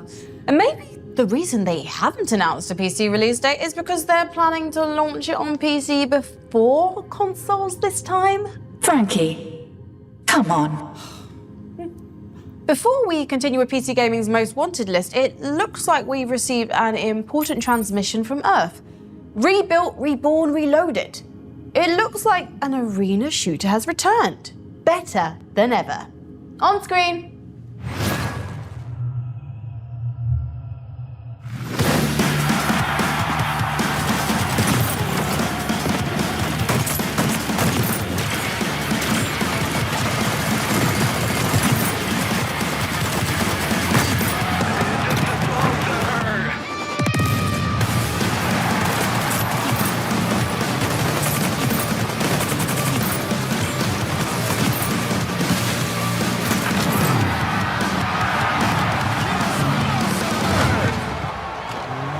Hey everyone, I'm Josh Watson, Design Director at 1047 Games, and I'm excited to finally announce that Splitgate is back. Since entering beta in May, we've heard the community loud and clear.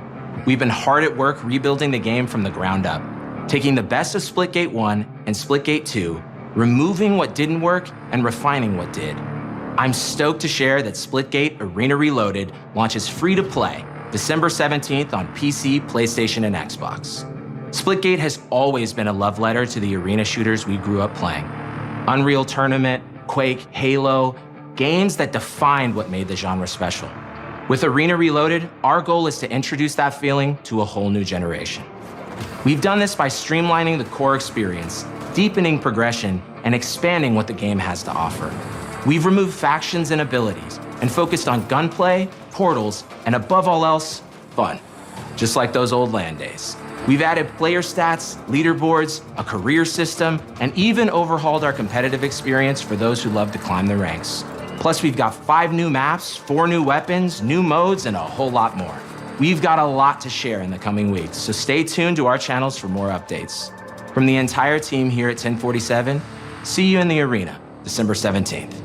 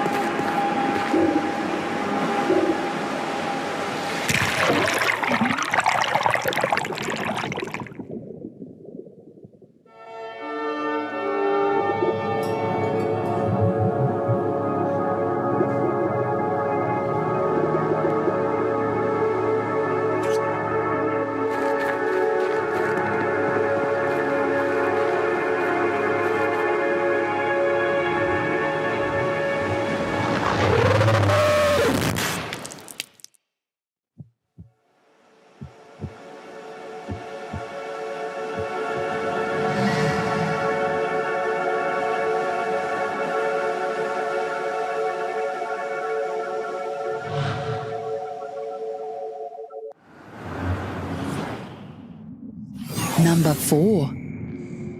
Stranger Than Heaven.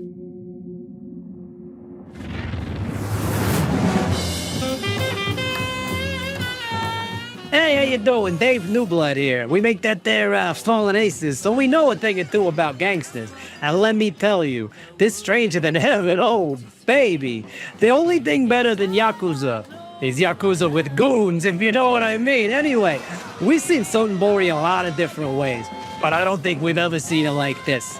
If you know RGG, you know this game's gonna have action. It's gonna have drama. You'll laugh, you'll cry, you'll get a little bit of this, a little bit of that. But at the end of the day, all you'll be able to say Arigato gozaimasu. Ryogagato. Because RGG, they don't miss. Capiche? Got a name? Hey, babe, how do you say gabagool in Japanese? What are you then? Sana. 俺が知りてえや。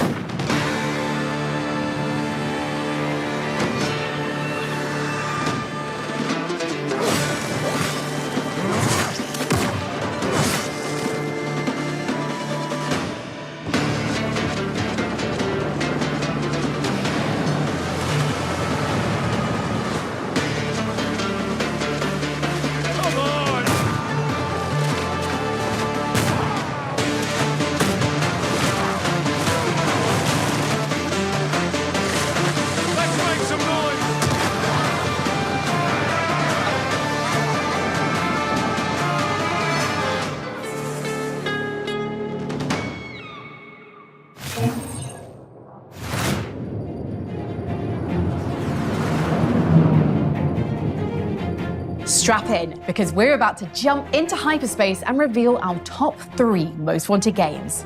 But first, a quick recap of what we've just seen. Number 10, sharpen your blades for Team Ninja's Neo 3. At number 9, grab your buddies for some co-op fun in Big Walk. Another samurai appeared at number 8, Onimusha Way of the Sword, in our 7th most wanted game, Resident Evil Requiem. Control 2 levitated its way into number 6 on our list, and GTA 6 crashed a stolen car into 5th place. At number 4 is noir thriller Stranger Than Heaven. Now onto the games at the very top of our most wanted list. And I think you'll agree, this one is pretty sweet. Number 3. Haunted Chocolatier.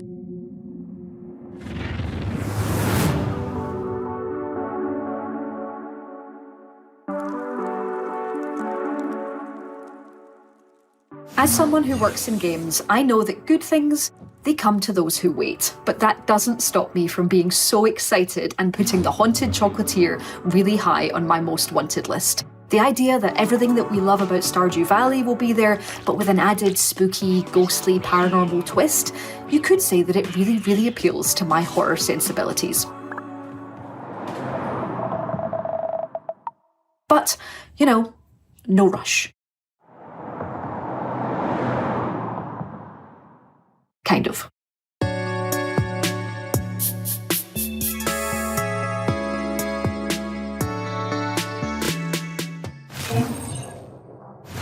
I spy with my little eye the number 2 game on our most wanted list. And it's a game about the world's greatest spy. Let's open our top secret file on 007 First Light. Number 2. 007 First Light. I'm not loving the odds. No, I've had worse. Well, in that case. Well, what are we waiting for? No sign of 009. We need to inform M. No time. I'm going after him. Make him call off the attack. Are you out of your mind? I'll be careful. He'd bin the phone. Go to the security room, first floor. And you are? Rob Minkley. He's with me. Come on, Moneypenny. If I lose the trail, we'll never know who they're working for. Oi, you lads got a faulty coffee machine? I hope I'm not interrupting anything. You're not. Damien, meet. Bond. James Bond. If 009 slips through our fingers, we're the last line of defense.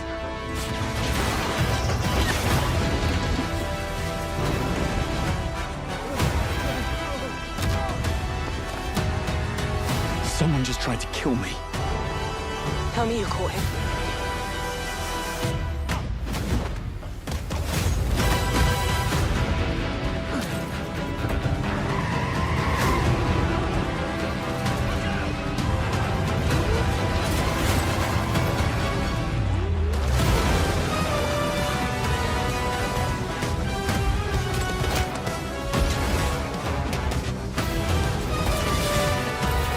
Any sage advice? Play nice. Always.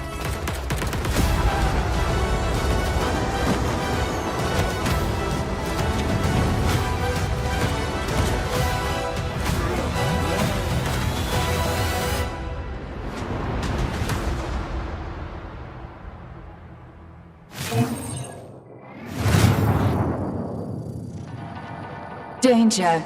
The emergency destruct system is now activated. What? Why? Did I say emergency destruct? I meant our most wanted game. And I didn't mean danger, I meant good news. You're a very weird ship. But yes, we've blasted through 24 games and we've only got one left on our most wanted list. It's the one our wise council of developers, content creators, and critics have agreed is the most wanted in the sheer galaxy of games headed our way. I hope you're feeling as inspired as we are because we're putting all our cards on the table. And now for our number 1 most wanted game. Slay the Spire 2.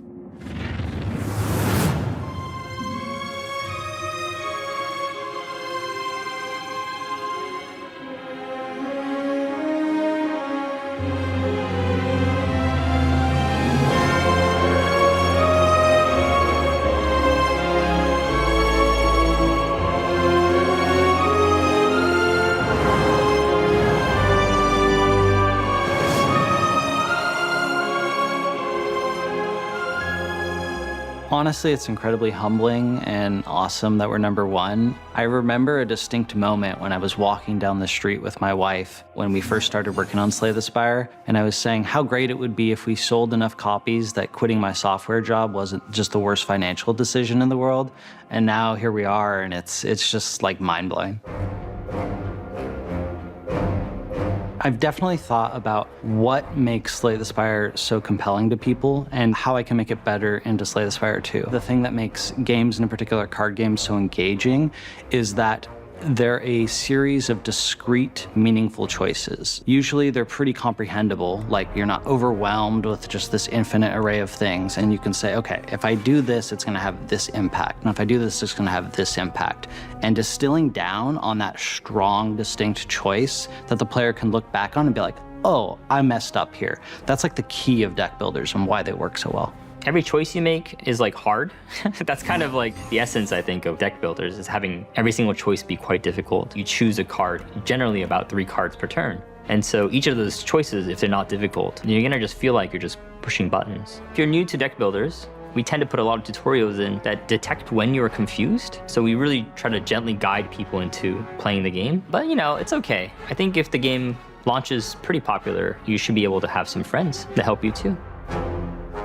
One of the big differences between Slay the Spire 1 and 2 is that we have grown our team up and actually scale up so we can make kind of just a bigger game overall. The art is way more polished, there's more animations, more visual effects, there's more characters, more events, more relics, more cards. Returning characters have totally different card pools with new cards as well. In addition, we've tried to expand out some of the play space for what you can do with cards and other things in this game. So you can apply enchantments to your cards to modify them and make them more powerful. Enemies can also mess with your cards in ways they couldn't before. You also have new quest events where you can engage with the event system in a different way than you could in Slay the Spire 1. So lots of little things that I think add up to a much bigger whole. In addition to writing significantly more lore, with Slay the Spire 2, we have a whole new mechanic based around the lore, and I don't want to say how it works or anything, but we call it the timeline, and it's going to give the players just way more information about the game world, the actors in it, and just everything about it. Just everything is kind of bigger than it was in Slay the Spire 1. I think in a given week, Anthony will give us maybe like 20 to 30 different changes, again, ranging from again, tweaking numbers or even just cutting cards altogether, adding new ones. I think over the course of the game, let's say every character has 60 cards. I think they've gone through at least 100, 200 versions, like actually design cards that have been cut or remade over the course of the last, say, 3-4 years. The analogy that I always use for game design, and in particular card game design, is that it's kind of like you're a butcher. You generate like thousands, tens of thousands of different ideas, and then you look at them all and then you go, these are bad, and you just cut them all away, and this constant culling process. And then the ones you do keep, then you're usually changing all of those and refining them. Very rarely is there just this golden idea you keep from start to finish. Those are incredibly rare, and most of it is like this incredibly destructive process, and that's what I think makes game development so interesting and different than other creative mediums. The Necrobinder is the newest character we revealed information on for Slay the Spire 2, and she's got several different archetypes she can go into. One is built around summoning. She has a minion she can summon called Osti, and she can have him attack and build up defenses on him so that he can take hits for her. So Necrobinder is supposed to be a more complex character compared to the Ironclad and Silent. She has a pet. She has a pet hand named Osti. It's a big hand. Osti gets bigger and bigger the more HP it has, which is very funny, so I highly recommend making Osti huge. Another is she can doom enemies, which has kind of a risk-reward nature to it because the enemies will still get to attack you on the turn that they're gonna die. She has a souls-based mechanic where she's drawing tons and tons of cards, but it's kind of hard and slow to get going. And she's got also lots of other little archetypes that she can kind of blend into the other ones. And I think she's our most complicated character to play so far, and I think Slay the Spire 1 players will really enjoy her.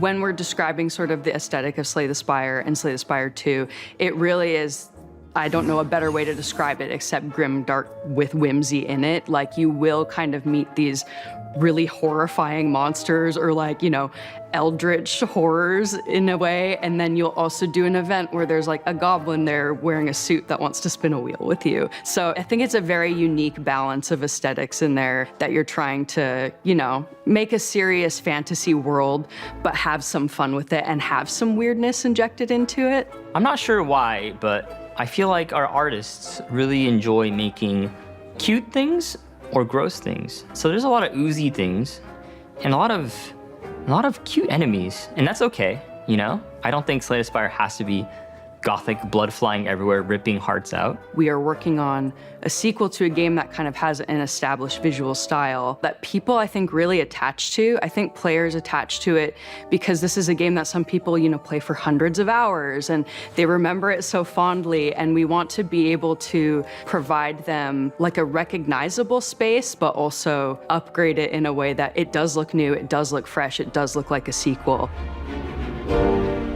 I definitely had some hesitation with working on a sequel because oftentimes they don't hit as hard, or you're kind of like, why was a sequel made? To me, actually, that made it kind of interesting because trying to figure out new twists that you can do while still keeping kind of the same core formula or keeping the fans happy was actually an interesting question that I was kind of interested to dive into. I'm happy we're launching into early access. For Slay the Spire 1, early access was a huge boon. Like, we constantly pushed out updates. Our players loved it. That kind of direct feedback allows us to improve the game at an incredible speed. There are a lot of bosses already. There are a lot of enemies. There are a lot of events. Probably more than the first game, just on early access launch. Yeah, voted #1 is an honor and a surprise. I feel like Slay the Spire is the chicken noodle soup of video games. Like, it's not exciting, but I hope people like our soup.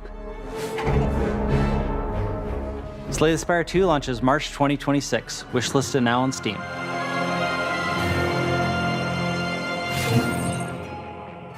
That's our show, folks. And if you haven't already added all the games you saw today to your wish list, what are you waiting for?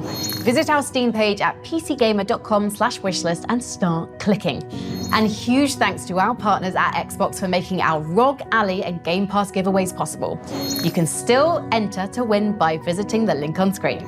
I'm going to head back to Earth at light speed, so I should be getting there just in time for our next PC gaming show in June. See you then. And now, engage. Engage. Are you talking to me? Yeah, engage. Engage what? There are 943 different systems on this starship. Which would you like me to engage? The deep fryer? The air fresheners? The zero-gravity ping-pong table? Be specific. You know, just engage. Engage the engines or thrusters or whatever. The go fast lever. Whatever makes the ship go boom with the lines coming out the back. The hyperdrive. Yes, that! Engage! Jumping to light speed in 3, 2... Wait, we have a zero-gravity ping-pong table? Can I play with that before we... 1.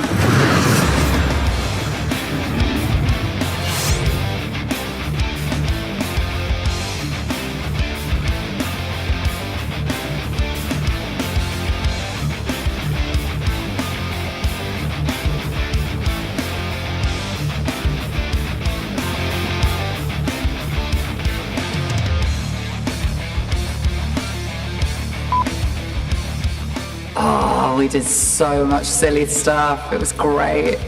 That's a snapping space. It's going to the... Oh my god, ridiculous. All these spaceships always coming in. Would someone think of the owlfish? Next trailer, coming in hot like those trains. Top. Space Warlord Baby Trading Simulator is not a combination of words I ever anticipated saying out loud. Going to just blah, blah, blah, blah, blah, blah. Warp speed cap. You know, I wasn't always a spaceship. The human casualties. Oh, why can't I read words? Ah! Train, that damn train. Apologies, the one time the training of up, I did. Planets and verticals, planets around. All those children. And the puppies. Think of the puppies. Here, looks like an exclamation point. Once again, bloody train. I hope you're feeling as bollocks. Can we go back and do those at the beginning? At the beginning? At the end? That's how time works. The trains of Vauxhall Station. You can see the ring or at... Very weird ship. That's a very good train station. This is so silly. Trains. Kilometers across. Wow, that's a lot of air. And again, whew. Perfect, because they're 8. 8. To swing my broad spot. And steam trains. Xbox, we're giving it. Go. A 4th train. See, the train kind of adds to it, you know. Frankie has been screaming like a train. By 9 Oxygen. Why am I listening to myself when you should be listening to me explaining things to you? Is that wrong? When you should be listening to me, I keep up. When you should be listening to me explain things to you. I am saying it right. So why the am I keep stopping? I'm having a moment of quiet reflection. It's been a very busy day. Have it.